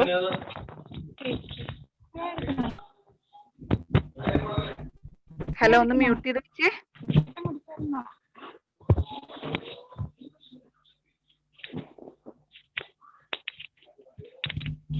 അലീന ഒന്ന് മ്യൂട്ട് ചെയ്തേ.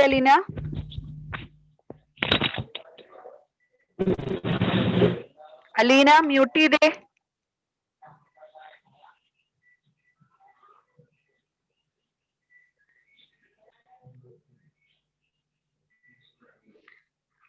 ഇനി നമ്മൾ ലിമിറ്റേഷൻസ് ഇത് വെച്ചിട്ട് നമുക്ക് ഇത് ചോദിച്ചിട്ടുള്ള ക്വസ്റ്റ്യൻ ഉണ്ട് കേട്ടോ.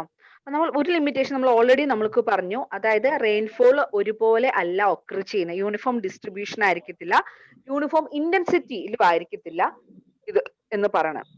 രണ്ടാമത്തെ കാര്യം അതാണ്, ആ 2 പോയിന്റ് പറയാം. മൂന്നാമത്തെ പോയിന്റ് വളരെ ഇമ്പോർട്ടന്റ് ആണ്.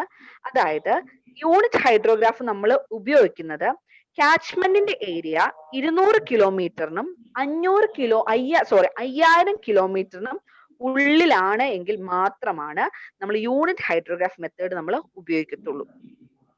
പിന്നെ പറഞ്ഞേക്കുന്ന എന്താന്ന് വെച്ച് കഴിഞ്ഞാൽ must be in the form of rainfall.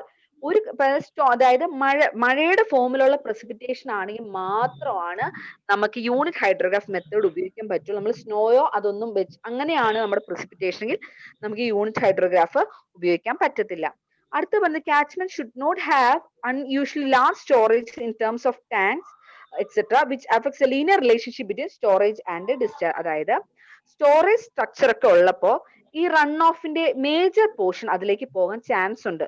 So നമ്മൾ കൺസിഡർ ചെയ്യുന്ന ഔട്ട്ലെറ്റ് പോയിന്റിൽ എല്ലാ റൺ ഓഫും എത്തില്ല. അപ്പോൾ അത് ലീനിയർ റിലേഷൻഷിപ്പിനെ തന്നെ നഷ്ടപ്പെടും എന്നാണ് പറഞ്ഞേക്കുന്നത്. ഇതാണ് മെയിൻ ആയിട്ടുള്ള ലിമിറ്റേഷൻസ് എന്ന് പറയുന്നത്.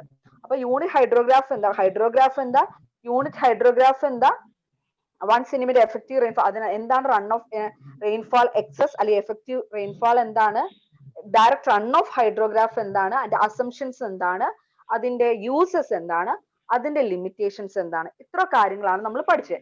ഇതിനകത്തൊരു ക്വസ്റ്റ്യൻ ചോദിച്ചിട്ടുണ്ട്, unit hydrograph method is usually adopted for estimating catchment area is less than 5000 ആണോ, more than 7500 ആണോ, more than 10,000 ആണോ, none ഒന്നും അല്ലേ.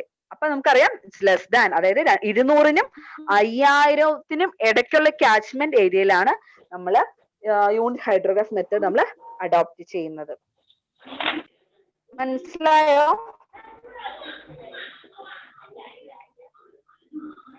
നിങ്ങളവിടെ ഇല്ലേ? ഹലോ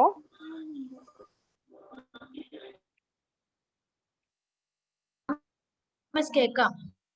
അലീന ഒന്ന് മ്യൂട്ട് ചെയ്ത്. അലീന ആരോ, കിരൺ മിസ് ആണോ, അത് ആരെടുത്തിട്ടേക്കുന്നത്? ബാക്കിയുള്ളവർക്ക് എന്തേ? ഓക്കെ, അപ്പോ നമ്മള് അത് പറഞ്ഞു. ഇനി അതിനകത്ത് വരുന്ന ക്വസ്റ്റ്യൻ എന്ന് പറയണത് നോക്കട്ടെ.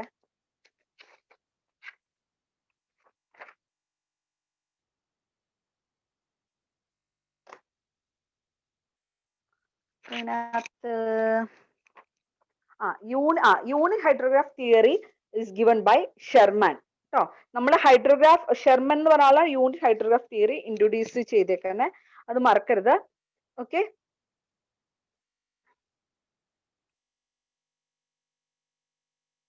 എന്താ ഡയറക്റ്റ് റൺ ഓഫ് ഹൈഡ്രോഗ്രാഫ് നമുക്ക് ചോദിച്ചിട്ടുണ്ട്. Base flow separated from the മറ്റേ ടോട്ടൽ അതിൽ നിന്ന് ബേസ് ഫ്ലോ സെപ്പറേറ്റ് ചെയ്യുമ്പോൾ കിട്ടുന്നതാണ് ഡയറക്റ്റ് റൺ ഓഫ് ഹൈഡ്രോഗ്രാഫ് എന്നുള്ള കാര്യം മറക്കരുത് കേട്ടോ. ഓക്കെ, ഇനി നമുക്ക് ഒരു ടോപ്പിക് പഠിക്കാനുള്ള എസ് ഹൈഡ്രോഗ്രാഫ് ആണ്. ഞാനിപ്പോ അത് ഇത് ചെയ്തിട്ടില്ലാന്ന് തോന്നുന്നു. ഞാൻ ജസ്റ്റ് ഒന്ന് ടോപ്പിക് അങ്ങനെ വരാറില്ല, ഞാൻ ഫസ്റ്റ് ഒന്ന് ടോപ്പിക് എന്താന്ന് ജസ്റ്റ് ഒന്ന് പറയാം. എസ് ഹൈഡ്രോഗ്രാഫ് എന്ന് വെച്ചാൽ കുറെ ഇൻഫിനിറ്റ് പീരീഡിലുള്ള റെയിൻഫാൾ വെച്ചുണ്ടാവുന്ന ഹൈഡ്രോഗ്രാഫ് നമ്മൾ ഒരുമിച്ചാക്കുന്നതിനെയാണ് നമ്മൾ എസ് ഹൈഡ്രോഗ്രാഫ് എന്ന് പറയുന്നത്. അതായത് ഒരു ഏരിയയിൽ കണ്ടിന്യൂസ് ആയിട്ട് മഴ പെയ്യുകയാണ്, 1 മണിക്കൂർ കൊണ്ടോ 2 മണിക്കൂർ കൊണ്ടോ പെയ്യുകയാണ്, അതിങ്ങനെ ഇൻഫിനിറ്റ് ആയിട്ട് പെയ്യുകയാണ്. അപ്പൊ ഇതിന്റെ ഫലമായിട്ട് നമ്മൾ ഇതെല്ലാം കൂടെ ജോയിൻ ചെയ്തിട്ട് വരയ്ക്കുന്ന ഹൈഡ്രോഗ്രാഫിനെയാണ് എസ് ജസ്റ്റ് എന്താ നിങ്ങൾ മനസ്സിലാക്കാൻ വേണ്ടി അതാണ് എസ്. അതൊരു ഒരു കർവ് എസ് ഷേപ്പ് ആയിരിക്കും, മനസ്സിലായോ? അതായത് എല്ലാ 1 മണിക്കൂറിൽ വന്ന മഴയും 2 മണിക്കൂറിൽ വന്ന മഴ ഇതെല്ലാം നമ്മൾ ആഡപ്പ് ചെയ്തിട്ട് അവസാനം നമുക്ക് കിട്ടുന്നതാണ് എസ് ഹൈഡ്രോഗ്രാഫ് എന്ന് ജസ്റ്റ് മനസ്സിലാക്കാൻ വേണ്ടി പറഞ്ഞതാണ് കേട്ടോ. ഓക്കെ, ഇനി നമുക്ക് അടുത്ത ടോപ്പിക്കിലേക്ക് പോവാണ്. ഇനിയിപ്പോ നമുക്ക് റൺ ഓഫിന്റെ കാൽക്കുലേഷൻ ഉണ്ട്, അപ്പൊ അത് ഞാൻ അടുത്ത ക്ലാസ്സിൽ എടുക്കാന്ന് വിചാരിച്ചു. ഇനിയിപ്പോ റിസർവോയർ പഠിച്ചിട്ട് അടുത്ത ക്ലാസ്സിൽ ഞാൻ മറ്റേ റൺ ഓഫിന്റെ ആ ഇൻഡെക്സ് മറ്റേ ഇൻഡെക്സും ഇതൊക്കെ പഠിക്കാം കേട്ടോ. ഇനി റിസർവോയറിനെ കുറിച്ചാണ് നമ്മൾ പഠിക്കാൻ പോണത്. ഓക്കെ, ഇത് കാണാൻ പറ്റുന്നുണ്ടോ?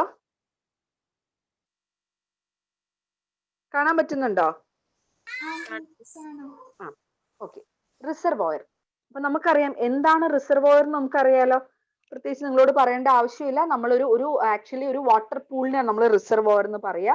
നമ്മളൊരു റിവറിനും ഒക്കെ എഗ്നസ്റ്റ് ആയിട്ട് നമ്മളൊരു ഒബ്സ്റ്റക്കിൾ കൺസ്ട്രക്ട് ചെയ്യുക, അല്ലെങ്കിൽ ഒരു ഹൈഡ്രോളിക് സ്ട്രക്ചർ കൺസ്ട്രക്ട് ചെയ്ത് കഴിയുമ്പോൾ അതിന്റെ അപ്സ്ട്രീം സൈഡിൽ വാട്ടർ പൂൾ ഫോം ചെയ്യും, അല്ലെ, വാട്ടറിന്റെ സ്റ്റോറേജ് ഫോം ചെയ്യും.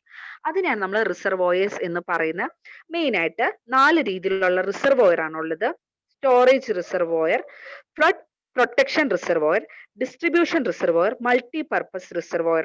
സ്റ്റോറേജ് റിസർവോയർ എന്ന് വെച്ചാൽ എന്താ, നമ്മൾ ഈ വെള്ളം എന്തിനാണ് ഈ റിസർവോയർ നമ്മൾ കൺസ്ട്രക്ട് ചെയ്തേക്കുന്നത്, ഈ വാട്ടറിന്റെ പൂൾ എന്തിനാണ് വെച്ചിരിക്കുന്നത്, നമുക്ക് സ്റ്റോർ ചെയ്ത് നമുക്ക് പല ആവശ്യങ്ങൾക്ക് ഉപയോഗിക്കുന്നതിന് വേണ്ടി അത് നമ്മൾ ഈ റിസർവോയറിലുള്ള വെള്ളം നമ്മൾ സ്റ്റോർ ചെയ്യും. എന്നിട്ട് നമ്മൾ പല ആവശ്യങ്ങൾക്ക് ഉപയോഗിക്കാൻ വേണ്ടിയാണ് സ്റ്റോറേജ് റിസർവോയർ എന്ന് പറയാ. ഇനി എന്താണ് ഫ്ലഡ് പ്രൊട്ടക്ഷൻ റിസർവോയർ? എന്തിനായിരിക്കും? അതായത് ഒരു ഫ്ലഡിൽ നിന്നുള്ള പ്രൊട്ടക്ഷൻ കിട്ടാൻ വേണ്ടി, അതായത് നമ്മൾ ഇങ്ങനെ ഒബ്സ്ട്രക്ട് ചെയ്തിട്ട് ഈ വെള്ളത്തെ നമ്മൾ സ്റ്റോർ ചെയ്ത് വെക്കുക, എന്നിട്ട് ഫ്ലഡിന്റെ പ്രശ്നങ്ങളെല്ലാം ഒഴിഞ്ഞു കഴിഞ്ഞാൽ നമ്മൾ പയ്യെ റിലീസ് ചെയ്യും. അതാണ് ഫ്ലഡ് പ്രൊട്ടക്ഷൻ റിസർവോയർ എന്ന് പറയാം. ഡിസ്ട്രിബ്യൂഷൻ റിസർവോയർ എന്താണ്? നമുക്ക് ഈ കിട്ടുന്ന വെള്ളത്തെ നമ്മൾ എന്ത് ചെയ്യും, പയ്യെ ട്രീറ്റ്മെന്റ് ഒക്കെ കൊടുത്ത് നമുക്ക് നമ്മുടെ പർപ്പസ്, അതായത് ഇറിഗേഷന് വേണ്ടിയോ അല്ലെങ്കിൽ നമുക്ക് വാട്ടർ സപ്ലൈക്ക് വേണ്ടിയോ നമ്മൾ ഡിസ്ട്രിബ്യൂട്ട് ചെയ്യുന്നതിനാണ് നമ്മൾ പറയാം ഡിസ്ട്രിബ്യൂഷൻ റിസർവോയർ എന്ന് പറയാം. മൾട്ടി പർപ്പസ് എന്ന് വെച്ചാൽ ഒരു പർപ്പസ് മാത്രമല്ല, പല പർപ്പസും അതിനകത്തുണ്ടാവും. നമുക്ക് സ്റ്റോറേജ് ഉണ്ടാവും, ഇറിഗേഷന് വേണ്ടി നമ്മൾ ഡയറക്റ്റ് ആയിട്ട് ഇത് ഡിസ്ട്രിബ്യൂട്ട് ചെയ്തിട്ടുണ്ടാവും, നമ്മൾ സ്റ്റോർ ചെയ്തിട്ട് നമ്മൾ വാട്ടർ സപ്ലൈക്ക് വേണ്ടിയും ഇറിഗേഷനും പവർ ജനറേഷനൊക്കെ വേണ്ടി പല പർപ്പസിന് ഉപയോഗിക്കുന്ന റിസർവോയറിനെയാണ് നമ്മൾ മൾട്ടി പർപ്പസ് റിസർവോയർ എന്ന് പറയുന്നത്. ഇനി അതിനകത്തുള്ള ഒരു ഇമ്പോർട്ടന്റ് ടോപ്പിക് ആണ് zones of storage in a reservoir. നമ്മൾ വെള്ളം റിസർവോയറിൽ സ്റ്റോർ ചെയ്യുമ്പോൾ പല പല സോണുകളായിട്ട് നമ്മൾ ഇതിനെ തിരിക്കുകയാണ്. ഫസ്റ്റ് മെയിൻ ഇതെന്ന് പറഞ്ഞാൽ minimum pool level, maximum pool level, normal pool level. അങ്ങനെ 3 എണ്ണാണ് മെയിൻ ആയിട്ടുള്ളത്. Normal pool level, normal pool level, maximum pool level, minimum pool level. ഇനി എന്താണ് നോർമൽ പൂൾ ലെവൽ എന്ന് നോക്കാം. The maximum level to which water will rise in the reservoir during ordinary operation conditions. ഇതിനകത്ത് normal pool level ഇത് ഈ surcharge storage അത് ഇതിനകത്ത് mark ചെയ്തിട്ടില്ല. മാക്സിമം പൂൾ ലെവൽ ഏറ്റവും മുകളില്, സർചാർജ് സ്റ്റോറേജ് ആ 2 വരയുടെ ഇടയ്ക്കുള്ള പോർഷൻ ആണ്. രണ്ടാമത്തെ വരെയാണ് നോർമൽ പൂൾ ലെവൽ എന്ന് പറയാ. നോർമൽ പൂൾ ലെവൽ എന്ന് വെച്ചാൽ സാധാരണ കണ്ടീഷനിൽ, സാധാരണ ഫ്ലഡ് ഒന്നുമില്ല, സാധാരണ കണ്ടീഷനിൽ നമ്മൾ റിസർവോയറിൽ എന്തോരം മാക്സിമം നമ്മൾ സാധാ കണ്ടീഷൻ, ഓർഡിനറി കണ്ടീഷനിൽ എന്തോരം വെള്ളം നമ്മൾ റൈസ് ചെയ്ത് വെക്കും, അല്ലെങ്കിൽ മാക്സിമം ആ വെള്ളം എന്തോരം റൈസ് ചെയ്ത് വെക്കും, അതിനെയാണ് നോർമൽ പൂൾ ലെവൽ എന്ന് പറയാം. എന്തായിരിക്കും മാക്സിമം പൂൾ ലെവൽ എന്ന് വെച്ച് കഴിഞ്ഞാൽ, അതായത് ഡ്യൂറിംഗ് ദ ഡിസൈൻ ഫ്ലഡ് ഒക്കെ വരുവാണെങ്കിൽ നമ്മൾ എന്തോരം ഹൈറ്റിൽ നമ്മൾ വെള്ളം സ്റ്റോർ ചെയ്ത് വെക്കും, അതാണ് മാക്സിമം പൂൾ ലെവൽ എന്ന് പറയാം.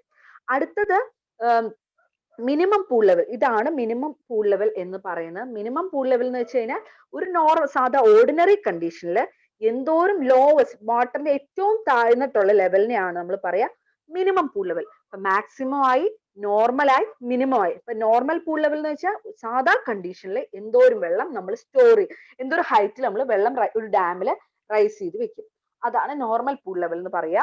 മിനിമം പൂൾ ലെവൽ എന്ന് വെച്ചാൽ സാധാ കണ്ടീഷനിൽ ഏറ്റവും കുറവ് വെള്ളം എന്തോരമാണ്, അതാണ് minimum pool level. Maximum pool level എപ്പോഴാണ്? ഫ്ലഡിന്റെ കേസ് വന്നാൽ എന്തോരം വരെ നമുക്ക് ഈ റിസർവോയറിൽ സ്റ്റോർ ചെയ്യാം, അതാണ് മാക്സിമം പൂൾ ലെവൽ എന്ന് പറയുന്നത്. ഇനിയുള്ള കുറച്ച് ടേംസ് ആണ് useful storage, dead storage, surcharge storage, bank storage, Valley storage. Okay, ഇനി എന്താണ് യൂസ്ഫുൾ സ്റ്റോറേജ്? നമുക്ക് ആ പടത്തിൽ നിന്ന് തന്നെ അറിയാം.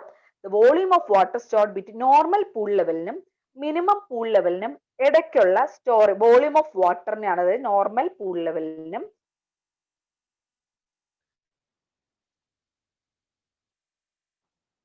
നോർമൽ പൂൾ ലെവലിനും നോക്കിയാൽ പടത്തിൽ നിന്ന് തന്നെ അറിയാം അല്ലെ. യൂസ്ഫുൾ സ്റ്റോറേജ് എന്ന് വെച്ചാൽ എന്താ? നോർമൽ പൂൾ ലെവലിനും മിനിമം പൂൾ ലെവലിനും ഇടയ്ക്കുള്ളതിനാണ് നമ്മൾ യൂസ്ഫുൾ സ്റ്റോറേജ് എന്ന് പറയുന്നത്. അടുത്ത ഡെഡ് സ്റ്റോറേജ്. നമുക്ക് നോക്കാൻ അറിയാം, മിനിമം പൂൾ ലെവലിന് താഴെയുള്ള വെള്ളത്തിന്റെ അളവിനെയാണ് നമ്മൾ നമ്മൾ ഒന്നിനും നമുക്കത് ഉപയോഗിക്കാൻ പറ്റില്ല, അതിനാണ് ഡെഡ് സ്റ്റോറേജ് എന്ന് പറയാം. എന്താണ് സർചാർജ് സ്റ്റോറേജ് എന്ന് വെച്ചാൽ? നമുക്ക് ആ പടത്തിന് കാണുമ്പോൾ അറിയാം, മാക്സിമം പൂൾ ലെവലും നോർമൽ പൂൾ ലെവലും ഇടയ്ക്കുള്ളതിനെയാണ് നമ്മൾ പറയാം സർചാർജ് സ്റ്റോറേജ്. അടുത്ത ബാങ്ക് ആൻഡ് വാലി സ്റ്റോറേജ് എന്ന് വെച്ച് കഴിഞ്ഞാൽ അതായത് എന്തെങ്കിലും ഡിപ്രഷൻസിനകത്തോ ഒരു പെർവിയസ് ആയിട്ടുള്ള ഫോർമേഷനകത്തോ ഒക്കെ വെള്ളം വോളിയം ഓഫ് വാട്ടർ സ്റ്റോർഡ്, അതിനെയാണ് നമ്മൾ പറയാ ബാങ്ക് ആൻഡ് വാലി സ്റ്റോറേജ്. അപ്പൊ യൂസ്ഫുൾ സ്റ്റോറേജ് നോർമൽ പൂൾ ലെവലിനും മിനിമം പൂൾ ലെവലിനും ഇടയ്ക്ക്, ഡെഡ് സ്റ്റോറേജ് ഒന്നിനും നമുക്ക് ഉപയോഗിക്കാൻ പറ്റില്ലാത്തതാണ് ഡെഡ് സ്റ്റോറേജ്, മിനിമം പൂൾ ലെവലിനും താഴെയുള്ളത്. പിന്നെ സർചാർജ് സ്റ്റോറേജ് മാക്സിമം പൂൾ ലെവലിനും നോർമൽ പൂൾ ലെവലിനും ഇടയ്ക്കുള്ളത്. മനസ്സിലായോ? ഇത് മനസ്സിലായോ? ഇനി നമ്മൾ പഠിക്കാൻ പോണ ഈൽഡ് ഓഫ് എ റിസർവോയർ. ഒരു സെക്കൻഡ് കേട്ടോ. ഈൽഡ് ഓഫ് എ റിസർവോയർ ആണ് നമ്മൾ ഇനി പഠിക്കാൻ പോണ. Yield of a reservoir, amount of water that can be supplied from the reservoir in a specified interval of time. ഒരു പെർട്ടിക്കുലർ ഇന്റർവെല്ലില് നമുക്ക് റിസർവോയറിൽ നിന്ന് എന്തോരം വെള്ളം സപ്ലൈ ചെയ്യാൻ പറ്റുന്നുണ്ട്, അതിനാണ് നമ്മൾ ഈൽഡ് എന്ന് പറയുന്നത്. ഒന്നുകൂടെ പറയാം, ഈൽഡ് ഓഫ് എ റിസർവോയർ എന്ന് വെച്ച് കഴിഞ്ഞാൽ ഒരു പർട്ടിക്കുലർ ടൈം ഇന്റർവെല്ലില് എന്തോരം വെള്ളം ഈ റിസർവോയറിന് സപ്ലൈ ചെയ്യാൻ പറ്റുന്നുണ്ട്, അതിനെയാണ് ഈൽഡ് ഓഫ് എ റിസർവോയർ എന്ന് പറയാം. നമ്മൾ ഈ ഈൽഡിനെ തന്നെ മൂന്നായിട്ട് തരംതിരിക്കുകയാണ്. സേഫ് ഈൽഡ് അല്ലെങ്കിൽ firm yield, secondary yield, average yield. Safe yield എന്താന്ന് നമുക്ക് നോക്കാം. ഇത് എക്സാമിന് ചോദിക്കുന്ന ഒരു ക്വസ്റ്റ്യൻ ആവാൻ ചാൻസ് ഉണ്ട് കേട്ടോ. അല്ലെങ്കിൽ സേഫ് ഈൽഡിന്റെ വേറൊരു പേരാണ് ഫേം ഈൽഡ് എന്ന് പറയുന്നത്. It's the maximum quantity of water that can be guaranteed during a critical dry period. അതായത് വളരെ ഒരു ഡ്രൈ ആയിട്ടൊരു പീരീഡിന് എന്തോരം വെള്ളം ആ റിസർവോയറിന്, മാക്സിമം എന്തോരം വെള്ളം ആ റിസർവോയറിന് ഡ്രൈ കണ്ടീഷനിൽ കൊടുക്കാൻ സാധിക്കുന്നു, അതിനെയാണ് സേഫ് ഈൽഡ് അല്ലെങ്കിൽ ഫേം ഈൽഡ് എന്ന് പറയുക. അതായത് ഒരു ക്രിറ്റിക്കൽ ആയിട്ടുള്ള ഒരു പീരീഡില് ഭയങ്കര ഒരു വരൾച്ച അങ്ങനെ ക്രിറ്റിക്കൽ ആയിട്ടുള്ള ഒരു പീരീഡ് വന്നു കഴിയുമ്പോൾ എന്തോരം വെള്ളം, മാക്സിമം എന്തോരം ക്വാണ്ടിറ്റി വെള്ളമാണ് ഒരു റിസർവോയറിന് കൊടുക്കാൻ സാധിക്കുക, അതിനെയാണ് നമ്മൾ സേഫ് ഈൽഡ് അല്ലെങ്കിൽ ഫേം ഈൽഡ് എന്ന് പറയുക. അടുത്തത് secondary yield, the quantity of water available in excess of safe yield during period of high flood.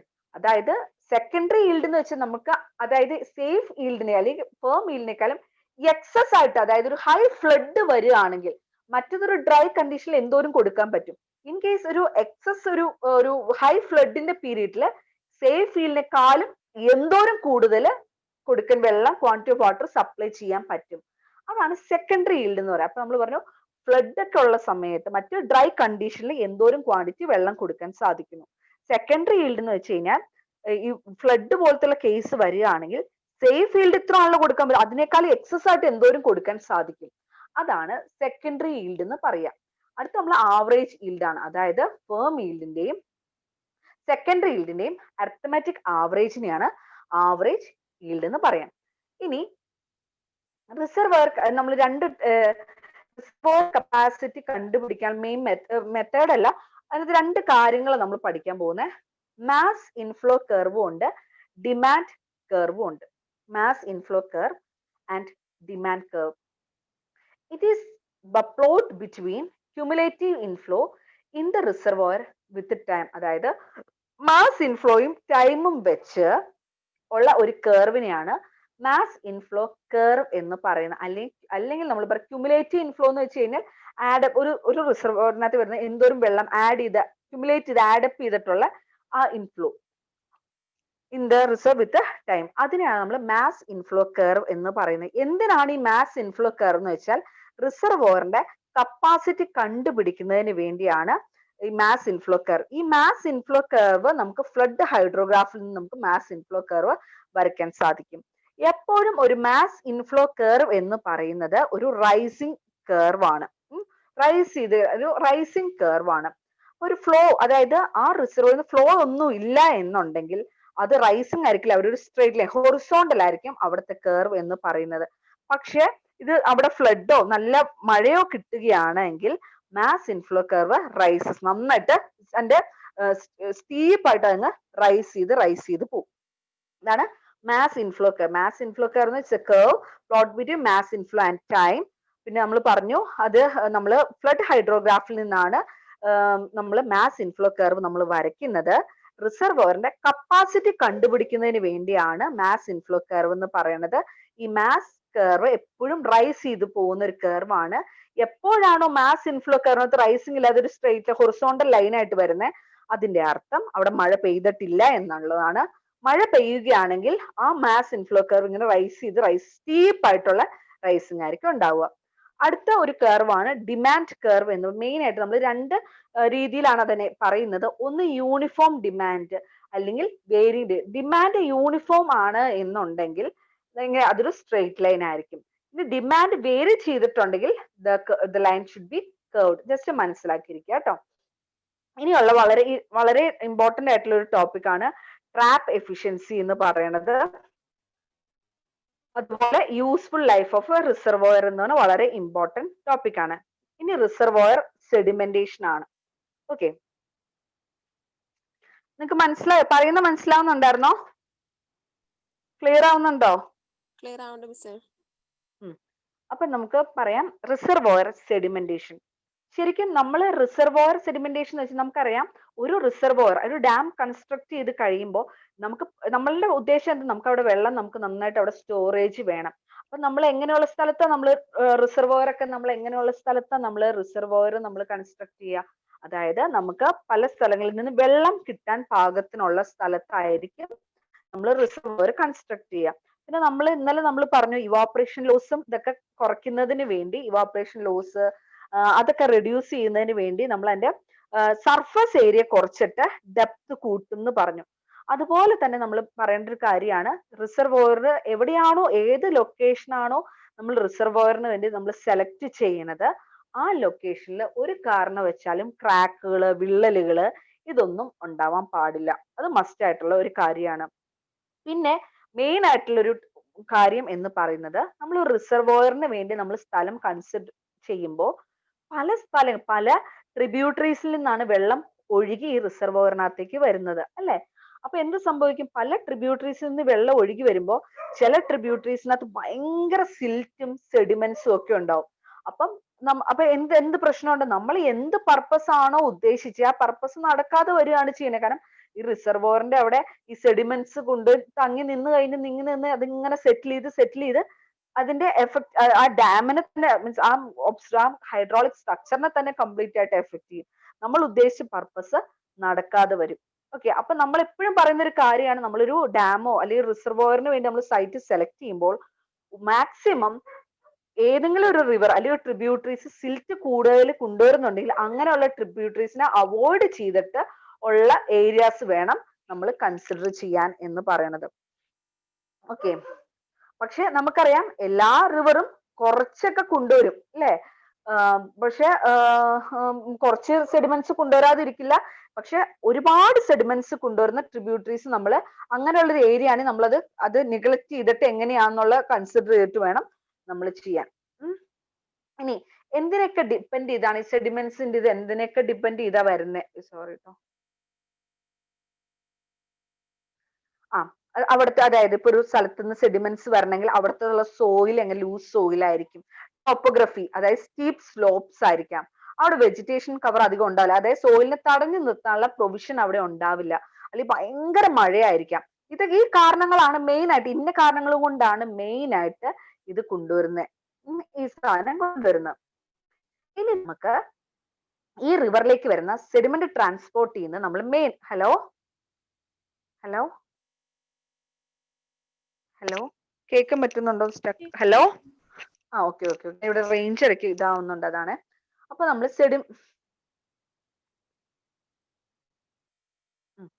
Sediments അപ്പൊ നമ്മൾ പറഞ്ഞു റിവർ കൊണ്ടുവരുന്നു പറഞ്ഞു. നമ്മൾ ഈ സെഡിമെന്റ്സ് മെയിൻ ആയിട്ട് രണ്ടായിട്ട് തരം തിരിക്കാൻ പോവാണ്, ബെഡ് ലോഡ് എന്നും സസ്പെൻഡഡ് ലോഡ്. നമുക്കറിയാം ബെഡ് ലോഡ് എന്ന് വെച്ചാൽ എന്താ, ആ സ്ട്രീമിന്റെ താഴത്ത് ബെഡിൽ കൂടെ പോകുന്ന ലോഡുകളെയാണ് ബെഡ് ലോഡ് എന്ന് പറയാ. അടുത്ത സസ്പെൻഡ് ലോഡ്, പൊങ്ങിക്കിടക്കുന്ന ലോഡ്. എന്തുകൊണ്ടാണ് പൊങ്ങിക്കിടക്കുന്നത്? അതായത് ഈ ബെഡും ഒഴുകുന്ന വെള്ളവും തമ്മിൽ ഫ്രിക്ഷൻ കാരണം വെർട്ടിക്കൽ ആയിട്ട് ചുഴികളും വരും. അപ്പൊ എന്ത് സംഭവിക്കും, ഈ സാധനം ഈ സെഡിമെന്റ്സിനെ ഇങ്ങനെ പൊക്കി അതായത് ചുഴി എന്ന് വെച്ചാൽ നമുക്കറിയാം ഇങ്ങനെ സർക്കിൾ ചെയ്ത് വരുന്നത് വെർട്ടിക്കൽ എഡ്ഡീസ് വരുന്നുണ്ട് അല്ലെ. അപ്പൊ ഈ വെർട്ടിക്കൽ എഡ്ഡീസ് എന്ത് സംഭവിക്കും, ഈ സെഡിമെന്റ്സിന് ഇങ്ങനെ പൊക്കിക്കൊണ്ടായിരിക്കും വരിക, സസ്പെൻഡ് ചെയ്ത് വരികയായിരിക്കും ചെയ്യാം.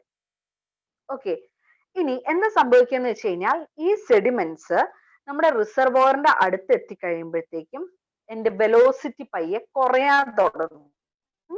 ഈ വെലോസിറ്റി കുറയുമ്പോൾ ഈ കോഴ്സ് ഓഫ് മെറ്റീരിയൽസ്, ഈ സെഡിമെന്റ്സ് എന്ത് സംഭവിക്കും? പയ്യെ പയ്യെ പയ്യെ അവിടെ സെറ്റിൽ ആവുകയാണ് ചെയ്യുന്നത്. നോക്കുക, ഈ പടത്തിൽ നമുക്ക് മനസ്സിലാവും. ഇതൊരു ഡാം പോലെ കൺസ്ട്രക്ട് ചെയ്തിരിക്കുകയാണ്. എന്ത് സംഭവിക്കും? നമ്മള് ഈ സെഡിമെന്റ്സ് എല്ലാം സസ്പെൻഡഡ് ലോഡും ബെഡ് ലോഡും ഒക്കെ ആയിട്ടാണ്, സസ്പെൻഡഡ് ലോഡും ബെഡ് ലോഡൊക്കെ ആയിട്ടാണ് ഈ റിവർ വരുന്നത് അല്ലേ? അപ്പൊ ഈ നമ്മുടെ ഈ ഡാമിന്റെ അടുത്തെത്തുകയും അപ്പൊ എന്റെ വെലോസിറ്റി കുറയുകയും സെഡിമെന്റ്സ് ഡെപ്പോസിറ്റ് ചെയ്യും. കുറെ സെഡിമെന്റ്സ് ആ വെലോസിറ്റി കുറഞ്ഞതിന്റെ ഫലമായിട്ട് ഡെപ്പോസിറ്റ് ചെയ്യുന്നു. ബാക്കിത്തെ കുറച്ച് അതിങ്ങനെ പയ്യെ അതിന്റെ വെള്ളത്തിലൊക്കെ കുറച്ച് കിടക്കുന്നുണ്ടാവും. മെയിൻ ആയിട്ടുള്ള സെഡിമെന്റ്സ് കുറെ ഡെപ്പോസിറ്റ് ചെയ്യും. ബാക്കിത്തെ ഈ കുറച്ചിന്റെ ക്ലിയർ ആയിട്ടുള്ള വെള്ളമായിരിക്കും നമ്മൾ ഉപയോഗിക്കുക. അപ്പൊ ഈ നമുക്കറിയാം, നമ്മൾ DHS ഡിസൈൻ ഹൈഡ്രോളിക് സ്ട്രക്ചേഴ്സിൽ നിങ്ങൾ പഠിച്ചിട്ടുണ്ടാവും. ഈ സെഡിമെന്റ്സ് ഒക്കെ റിമൂവ് ചെയ്യുന്നത് സ്കോറിംഗ് സ്ലൂയിസ് എന്ന് പറഞ്ഞൊരു ഓപ്പണിംഗ് നമ്മൾ ഡാമിന്റെ ഇതിനകത്ത് കൊടുക്കുന്നുണ്ട്. അപ്പൊ സിൽറ്റും അവിടെയുള്ള സെഡിമെന്റ്സ് ഒക്കെ ആ ഓപ്പണിംഗ്, ആ ഗേറ്റിൽ കൂടെ നമ്മൾ റിമൂവ് ചെയ്ത് കളയാണ് ചെയ്യുന്നത്. പക്ഷെ നമുക്ക് ഇങ്ങനെ സെഡിമെന്റ്സ് ഇങ്ങനെ ഒത്തിരി നമുക്ക് കളയാൻ പറ്റില്ല. അത് കൺട്രോൾ ചെയ്യാൻ ഒരുപാട് മെഷേഴ്സ് നമ്മൾ വേറെ എടുക്കേണ്ടതായിട്ടുണ്ട്. നമ്മൾ മെക്കാനിക്കൽ ഇൻസ്ട്രുമെന്റ്സ് ഒക്കെ ഉപയോഗിച്ചിട്ടാണ് നമുക്ക് കളയാൻ സാധിക്കുകയുള്ളൂ. ഇനി ഇതിനകത്ത് വരുന്ന very very very important topic ആണ് trap efficiency and life of a reservoir എന്ന് പറയുന്നത്. എന്താണ് ട്രാപ്പ് എഫിഷ്യൻസി?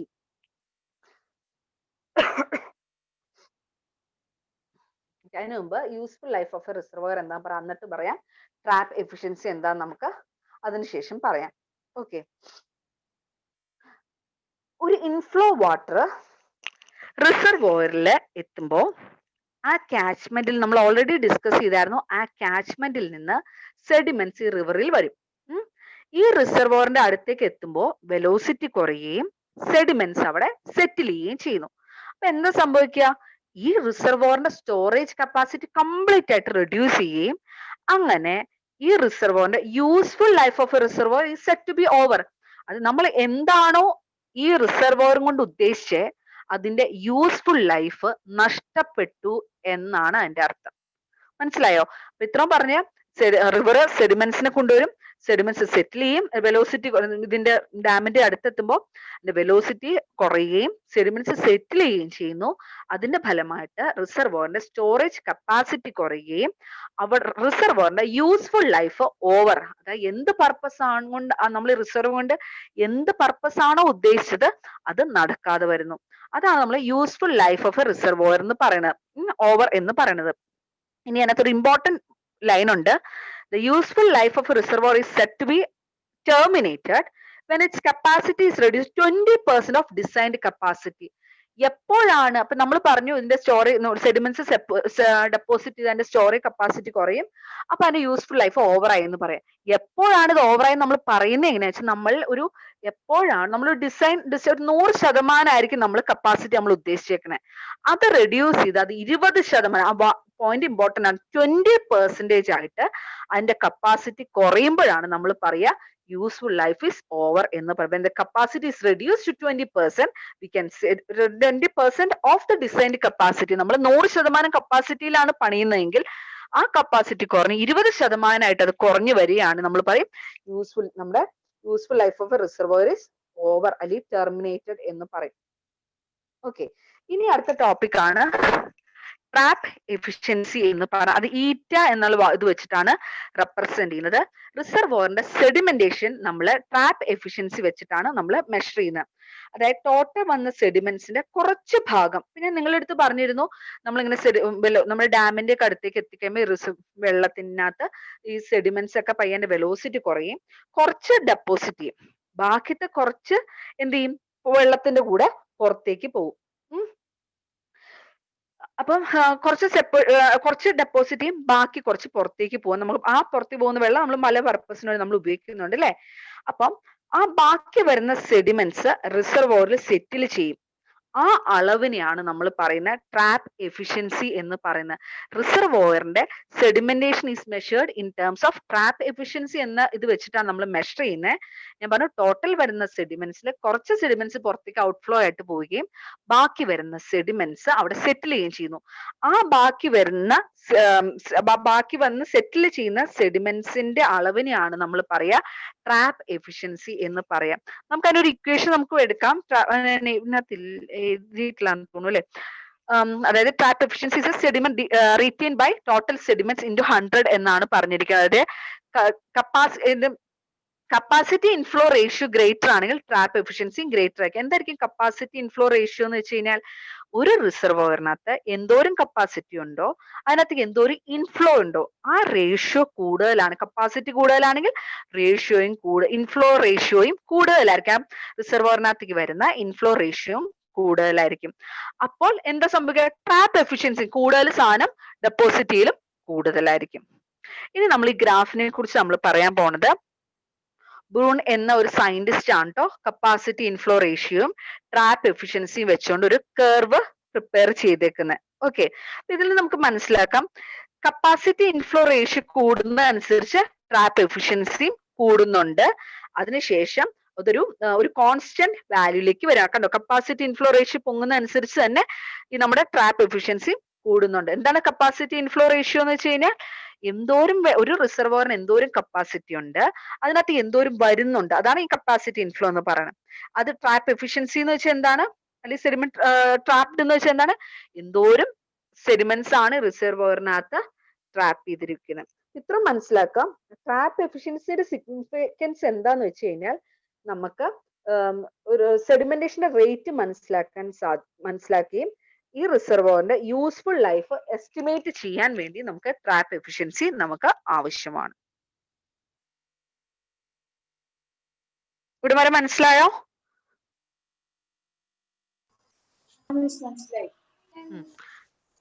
അപ്പൊ നമ്മൾ ഇന്ന് എന്തൊക്കെ കാര്യങ്ങൾ നമ്മൾ ഇന്ന് പഠിച്ചേ? ജസ്റ്റ് ഒന്നോടെ നമുക്കൊന്ന് ബ്രഷ് അപ്പ് ചെയ്ത് നോക്കാം. നമ്മൾ ഇന്ന് പഠിച്ചത് ട്രാപ്പ് എഫിഷ്യൻസിയുടെ ഇക്വേഷൻ ആണോ F into capacity by inflow എന്ന് പറയുന്നത്? അതും നമുക്ക് ഒരു മിനിറ്റ് എടുക്കാം കേട്ടോ. സെക്കൻഡ് കേട്ടോ.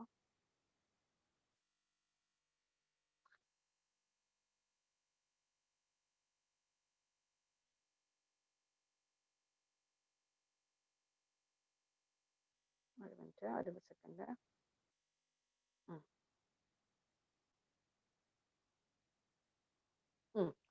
It's a function of capacity inflow എന്നാണ് പറയുന്നത്. ഫംഗ്ഷൻ ഓഫ് കപ്പാസിറ്റി ഇൻഫ്ലോ എന്നാണ് ഉദ്ദേശിക്കുന്നത്. നമുക്ക് മെയിൻ ആയിട്ട് രണ്ട് ഇക്വേഷൻസ് ഉണ്ട്. ട്രാപ്പ് എഫിഷ്യൻസിക്ക് രണ്ട് ഇക്വേഷൻ ഉണ്ട്. ഇതെന്ന് പറയുന്നത് it's a function of capacity, it's a function of capacity and inflow എന്നാണ് ഉദ്ദേശിക്കുന്നത്. It's a function of ratio capacity to the total inflow. അതുപോലെ തന്നെ വേറൊരു ഇക്വേഷൻ ഉണ്ട്. നമുക്ക് ഇതിനകത്ത് യൂസ്ഫുൾ ലൈഫിൽ ഒരു പ്രോബ്ലം ഒക്കെ ചെയ്യാനുണ്ട്, പക്ഷെ നിങ്ങൾക്ക് അതിന്റെ ഒന്നും ആവശ്യമില്ലാത്ത വലിയ പ്രോബ്ലം ആണ്. നമുക്കത് WRL നമ്മൾ ചെയ്യുന്നതാണ്, വലിയ പ്രോബ്ലം ആണ്. Sediments retain divide by total sediments into 100 എന്ന് പറഞ്ഞൊരു ഇക്വേഷനും നമുക്കുണ്ട് ട്രാപ്പ് എഫിഷ്യൻസി കണ്ടുപിടിക്കാൻ വേണ്ടി. അതിന് നമ്മൾ അത് ഞാൻ ചോദിച്ചു കഴിഞ്ഞപ്പോൾ PSC അങ്ങനത്തെ വലിയ ക്വസ്റ്റ്യൻസ്, അതായത് അത്യാവശ്യം വളരെ ഒരുപാട് കോളമൊക്കെ വരച്ചിട്ടുള്ളൊരു ഇതാണ്. അങ്ങനത്തെ വരാറുണ്ടോ? അങ്ങനത്തെ വരാറില്ല എന്നാണ് പറഞ്ഞത്. ഞാൻ ചോദിച്ചു കഴിഞ്ഞപ്പോൾ അത് പഠിപ്പിക്കുന്നത് ചോദിച്ചപ്പോൾ അങ്ങനത്തെ വരാറില്ല. വലിയ പ്രോബ്ലംസ്, ഒരു 5-8 കോളം ഉള്ളൊരു പ്രോബ്ലം, അങ്ങനത്തെ ഒക്കെ വരാറുണ്ടോ എക്സാമിന്? ഇല്ല. അതാണ്, അതുകൊണ്ടാണ് ഞാൻ പ്രോബ്ലം ഇത് ചെയ്യിക്കാത്ത കേട്ടോ. എന്റെ പ്രോബ്ലം വേണമെങ്കിൽ ഞാൻ അയച്ചു തരാം, പക്ഷെ എന്റെ ഒന്നും ആവശ്യമില്ലായിരിക്കും. നിങ്ങൾക്ക് അങ്ങനെ അത്രയും ഇൻഡെപ്തിലായിട്ടുള്ള അത്രയും ഇൻഡെപ്ത് അല്ല, അത്രയും ലെങ്തി ആയിട്ടുള്ള ഒന്നും ചോദിക്കില്ല എന്നാണ് പറഞ്ഞത്. അപ്പൊ നമുക്ക് ജസ്റ്റ് ഒന്ന് ബ്രഷ് അപ്പ് ചെയ്യാം. എന്തൊക്കെ കാര്യങ്ങളാണ് നമ്മൾ ഇന്ന് പഠിച്ചേ? കഴിഞ്ഞ ദിവസങ്ങളിൽ നമ്മൾ പഠിച്ചത് എന്തൊക്കെയായിരുന്നു? ഇവാപറേഷൻ നമുക്ക് റൺ ഓഫ് അടുത്ത ദിവസം പഠിക്കാം കേട്ടോ. നമ്മള് ഹൈഡ്രോളജി നമ്മൾ പഠിച്ചു. ഹൈഡ്രോളജി എന്താ, ഹൈഡ്രോളജിക്കൽ സൈക്കിൾ എന്താ നമ്മൾ പഠിച്ചു. അതിന്റെ കമ്പോണൻസ് നമ്മൾ പഠിച്ചു. ഇതിന്റെ precipitation forms liquid form ഉണ്ട്, solid form ഉണ്ട്, drizzle റെയിനും ആണ് ലിക്വിഡ് ഫോം എന്ന് പഠിച്ചു. ബാക്കിത്തെ സോളിഡ് ഫോംസ് ആണ്. അതിന്റെ ഡ്രോപ്ലെറ്റ്സിന്റെ വാട്ടർ പെല്ലറ്റ്സിന്റെ ഒക്കെ സൈസ് വളരെ ഇമ്പോർട്ടന്റ് ആണ്. ഇനി നമുക്ക് precipitation കാര്യമാണ് നമ്മൾ പിന്നെ പഠിച്ചത്. precipitation ഏതൊക്കെ ഇതാണുള്ളത്, സൈക്ലോണിക്, ഓറോഗ്രാഫിക്, എന്തുകൊണ്ടാണ് ഈ precipitation ഓരോന്നും ഉണ്ടാവുന്നതെന്നുള്ള കാര്യം നമ്മൾ പഠിച്ചു അല്ലെ. Convective, orographic, cyclonic front precipitation ഒക്കെ ഉണ്ട് നമ്മൾ പറഞ്ഞു. ഇതിന്റെ അൺഈവൻ അല്ലെങ്കിൽ സർഫസ് ഹീറ്റിംഗ് ഉള്ളത് കൊണ്ടാണ് കൺവെക്റ്റീവ് ഉണ്ടാവുന്നത്. ഓറോഗ്രാഫിക് precipitation എന്താ, ഒരു ടോപ്പോഗ്രഫി, അതായത് സോറി ഒരു നാച്ചുറൽ ഒരു ബാരിയേഴ്സ് ഉള്ളത് കൊണ്ടാണെന്ന് പറഞ്ഞു. സൈക്ലോണിക് precipitation നമ്മൾ പറഞ്ഞു ഒരു ലോ പ്രഷർ ഏരിയ ഒരു ഹൈ പ്രഷർ ഏരിയ വിൻഡ് ഇങ്ങനെ സർക്കുലേറ്റ് ചെയ്യാണ്. സെൻട്രൽ പോർഷന്റെ പേരാണ് ഐ എന്ന് പറയുന്നത്. ഐ 10 to 50 കിലോമീറ്റർ ഉണ്ട്. അത് ഐ അത്ര പ്രശ്നമല്ല, ഐക്ക് ചുറ്റുമുള്ള റൺ ചെയ്യുന്നതാണ്, പക്ഷെ അത് 200 km/h. ഫ്രണ്ടൽ precipitation എന്താണ് ഫ്രണ്ട് സെപ്പറേറ്റ് ചെയ്യുന്ന വാം ഫ്രണ്ടും ഉണ്ട് കോൾഡ് ഫ്രണ്ടും ഉണ്ട് എന്നുള്ള കാര്യം നമ്മൾ പഠിച്ചു. പിന്നെ നമ്മൾ ഇവാപറേഷന്റെ കാര്യങ്ങളാണ് പഠിച്ചത്. എന്തൊക്കെ ഫാക്ടേഴ്സ് ആണ് ഇവാപറേഷൻ നമ്മൾ പറഞ്ഞു. എങ്ങനെ നമുക്ക് ഇവാപറേഷൻ കൺട്രോൾ ചെയ്യാന്ന് പറഞ്ഞു. അതിനകത്തുള്ള ഒരു ക്വസ്റ്റൻ ആയിരുന്നു സീറ്റൈൽ ആൽക്കഹോളും സ്റ്റിറൈൽ ആൽക്കഹോളും വെച്ചിട്ടാണ് നമ്മളൊരു കെമിക്കൽസ് നമ്മൾ ആഡ് ചെയ്യുന്ന, കാരണം അത് വെള്ളത്തിൽ റിയാക്ട് ചെയ്യാത്തതുകൊണ്ട്. നമ്മൾ ഇതിനകത്ത് ഇവാപറേഷൻ മെഷർമെന്റ് ചെയ്യാൻ വേണ്ടി 4 എണ്ണം ഉണ്ട്. മെയിൻ ആയിട്ട് നമ്മൾ പഠിക്കുന്ന ക്ലാസ് എ ഇവാപറേഷൻ പാനും ISI സ്റ്റാൻഡേർഡ് പാനും ആണ്. ക്ലാസ് എ US ആണ് ഇത് ചെയ്തിരിക്കുന്നത്. അതിന്റെ മോഡിഫൈഡ് ഫോം ആണ് ISI സ്റ്റാൻഡേർഡ് പാൻ എന്ന് പറയുന്നത്. ഇതിന്റെ പ്രത്യേകത എന്ന് വെച്ചാൽ അതിന്റെ നമ്മൾ വൈറ്റ് കളർ ചെയ്തിട്ടുണ്ട്, മേളിൽ ഇങ്ങനെ മെഷ് വെച്ച് കവർ ചെയ്തിട്ടുണ്ട്. പിന്നെ നമ്മൾ ഇൻഫിൽട്രേഷൻ അതിന്റെ ഫാക്ടേഴ്സ് പറഞ്ഞു. എന്താണ് ഇൻഫിൽട്രേഷൻ കപ്പാസിറ്റി എന്താണെന്നുള്ള കാര്യം പറഞ്ഞു. ഇൻഫിൽട്രേഷൻ മെഷർ ചെയ്യാൻ വേണ്ടി നമ്മൾ സിംഗിൾ റിംഗ് ഇൻഫിൽട്രോമീറ്റർ ഉണ്ട്, ഡബിൾ റിംഗ് ഇൻഫിൽട്രോമീറ്റർ ഉണ്ടെന്ന് പറഞ്ഞു. സിംഗിൾ റിംഗില് മാത്രം നമ്മൾ ഇങ്ങനെ വെള്ളം ഒഴിച്ചു. ഡബിൾ റിംഗില് 2 റിംഗ് ഉണ്ട്. എന്തിനാന്ന് വെച്ച് കഴിഞ്ഞാൽ പുറത്തേക്കുള്ള ലാറ്ററൽ മൂവ്മെന്റ് സിംഗിൾ റിംഗ് ഇൻഫിൽട്രോമീറ്ററിനകത്ത് വെള്ളം ലാറ്ററൽ ആയിട്ട് മൂവ് ചെയ്യുന്നത് കൂടുതലാണ്. ഡബിൾ റിംഗിനകത്ത് 2 റിംഗിൽ നമ്മൾ വെള്ളം ഒഴിക്കുന്നതുകൊണ്ട് അതിന്റെ ലാറ്ററൽ മൂവ്മെന്റ് നമുക്ക് കുറയ്ക്കാൻ സാധിക്കുന്നു പറഞ്ഞു. പിന്നെ നമ്മൾ റെയിൻഫോൾ മെഷർ ചെയ്യാൻ വേണ്ടി ഉപയോഗിക്കുന്ന ഇൻസ്ട്രുമെന്റ് ആണ് റെയിൻ ഗേജസ് നമ്മൾ പറഞ്ഞു. പല രീതിയിലുള്ള റെയിൻ ഗേജസ് ഉണ്ട്. സൈമൺസ് റെയിൻ ഗേജ് ഉണ്ട് നമ്മൾ പറഞ്ഞു. 1969 സൈമൺസ് റെയിൻ ഗേജ് IMD ഇത് വെച്ച് നമ്മൾ റീപ്ലേസ് ചെയ്തിട്ടുണ്ടെന്ന് പറഞ്ഞു. പിന്നെ റെക്കോർഡിംഗ് റെയിൻ ഗേജിന് നമ്മൾ 2 രീതിയിലാണ് ക്ലാസിഫൈ. റെക്കോർഡിംഗ് ഉണ്ട്, നോൺ റെക്കോർഡ്, അല്ലെങ്കിൽ ഓട്ടോമാറ്റിക് ഉണ്ട്, നോൺ ഓട്ടോമാറ്റിക്. ഒരെണ്ണുള്ളൂ സൈമൺസ് റെയിൻ ഗേജ്. ബാക്കിയത്തെ 3 float, tipping bucket, weighing bucket, ഇത് മൂന്നും ഓട്ടോമാറ്റിക് ആണ്. അതിനകത്ത് ഏറ്റവും കൂടുതലായിട്ട് നമ്മൾ ഉപയോഗിക്കുന്നത് ഫ്ലോട്ട് ടൈപ്പ് ആണ്. അല്ലെങ്കിൽ നമ്മൾ നാച്ചുറൽ സൈഫൺസ് റെയിൻ ഗേജ് എന്നാണ് ഫ്ലോട്ട് ടൈപ്പിനെ പറയുന്നതെന്ന് പറഞ്ഞു. ഇന്ന് നമ്മൾ പഠിച്ച ഹൈഡ്രോഗ്രാഫിന്റെ കാര്യങ്ങളാണ് നമ്മൾ പറഞ്ഞത്. ഹൈഡ്രോഗ്രാഫ് എന്താണെന്ന് നമ്മൾ പറഞ്ഞു. ഹൈഡ്രോഗ്രാഫ് ഒരു ഐസൊലേറ്റഡ് സ്റ്റോം. പിന്നെ അത് ഹൈഡ്രോഗ്രാഫ് നമ്മൾ ഡിസ്ചാർജസ് കൺസിഡർ ചെയ്യുമ്പോൾ എപ്പോഴും നമ്മൾ ശ്രദ്ധിക്കേണ്ടത് 2 കാര്യങ്ങളാണ്, ബേസ് ഫ്ലോയും ഡയറക്റ്റ് റൺ ഓഫും. ആ 2 കാര്യങ്ങൾ എപ്പോഴും നമ്മൾ കൺസിഡർ ചെയ്യേണ്ട കാര്യങ്ങളാണ്. അപ്പം പിന്നെ നമ്മൾ പറഞ്ഞ ഹൈഡ്രോഗ്രാഫിന്റെ കമ്പോണൻസ്, മെയിൻ ആയിട്ടുള്ള components rising limb, peak, crest അല്ലെങ്കിൽ റിസഷൻ ലിംബ്. പിന്നെ ഉള്ള റിസഷൻ ലിംബാണ്. ഇത്രയും കാര്യങ്ങൾ നമ്മൾ പറഞ്ഞു. ഇനീഷ്യലി ഡ്രൈ ആയിരിക്കും, പിന്നെ റെയിൻഫോൾ സ്റ്റാർട്ട് ചെയ്യുമ്പോൾ റൺ ഓഫ് സ്റ്റാർട്ട് ചെയ്യുള്ളൂ, പിന്നെ കൂടി കൂടി പീക്ക് എത്തുന്നു, പിന്നെ അത് കുറഞ്ഞു പോകുന്ന കാര്യങ്ങൾ നമ്മൾ പറഞ്ഞു. അതിനുശേഷം നമുക്ക് ഈ ഏരിയയുടെ താഴത്തേക്ക് മൊത്തം ടോട്ടൽ റൺ ഓഫ് ആണ്. ഇനി അതിൽ നിന്ന് നമ്മൾ direct run of, total run off it is A combination of direct run of plus base flow ആണ്.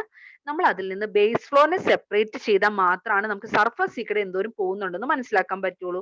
ബേസ് ഫ്ലോനെ സെപ്പറേറ്റ് ചെയ്യാൻ നമുക്ക് 3 മെത്തേഡ്സ് നമ്മൾ പഠിച്ചു. Straight line method, 2 line method, curve extension method.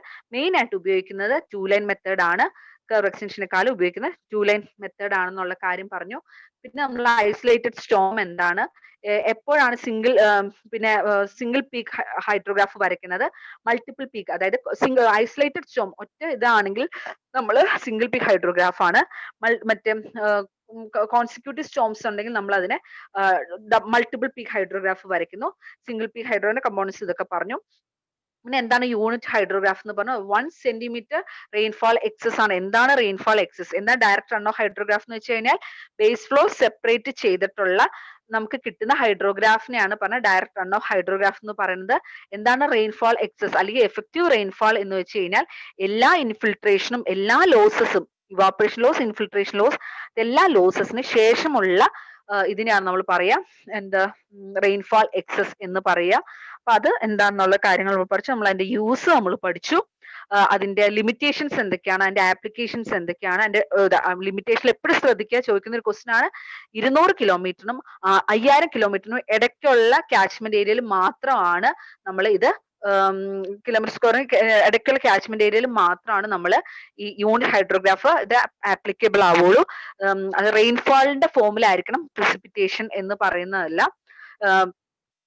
പിന്നെ യൂണിഫോം റേറ്റിലായിരിക്കത്തില്ല, യൂണിഫോം ഇന്റൻസിറ്റിയിലൊന്നും ആയിരിക്കത്തില്ല റെയിൻഫോൾ എന്ന് പറയണത്. ആ കാര്യം നമ്മൾ പഠിച്ചു. പിന്നെ നമ്മൾ റിസർവോയറിനകത്തേക്കാണ് പറഞ്ഞത്. എന്താണ് റിസർവോയർ? എന്താ റിസർവോയർ ഈൽഡ് എന്താണ് നമ്മൾ പഠിച്ചു അല്ലെ? പർട്ടിക്കുലർ ഇന്റർവൽ ടൈമിൽ എന്തോരം മാക്സിമം ക്വാണ്ടിറ്റി എന്തോരം ഇത് കൊടുക്കും. നമുക്ക് 3 ആയിട്ട് ഈൽഡിനെ തരംതിരിക്കാം. സേഫ് ഈൽഡ് അല്ലെങ്കിൽ firm yield, secondary yield, average yield നമ്മൾ പറഞ്ഞു. സോൺസ് ഓഫ് റിസർവ് പല സോൺസ് ഉണ്ട്. Normal pool level, minimum pool level, maximum pool level, പിന്നെ useful storage, dead storage, surcharge storage, bank or valley storage, ഇത്രയും കാര്യങ്ങൾ നമ്മൾ പഠിച്ചു. റിസർവോയർ സെഡിമെന്റേഷനെ കുറിച്ച് പഠിച്ചു. ബെഡ് ലോഡ് എന്താണ്, സസ്പെൻഡഡ് ലോഡ് എന്താണെന്ന് നമ്മൾ പറഞ്ഞു. പിന്നെ അതിനകത്തുള്ള മെയിൻ 2 ഇമ്പോർട്ടന്റ് ടോപ്പിക്സ് ആയിരുന്നു trap efficiency and useful life of a reservoir. എപ്പോഴാണ് useful life of a reservoir തീരുന്നതെന്ന് വെച്ചാൽ സ്റ്റോറേജ് കപ്പാസിറ്റി റെഡ്യൂസ് ചെയ്യുകയും നമ്മൾ ഡിസൈൻ ചെയ്ത കപ്പാസിറ്റിയിൽ നിന്ന് 20% അത് മാറുകയും ചെയ്യുമ്പോഴാണ് യൂസ്ഫുൾ ലൈഫ് കുറഞ്ഞു എന്ന് പറയുന്നത്. ഓക്കെ, മനസ്സിലായോ?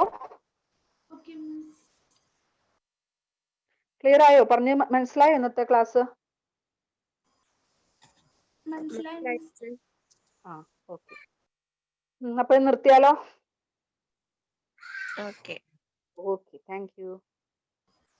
Thank you miss.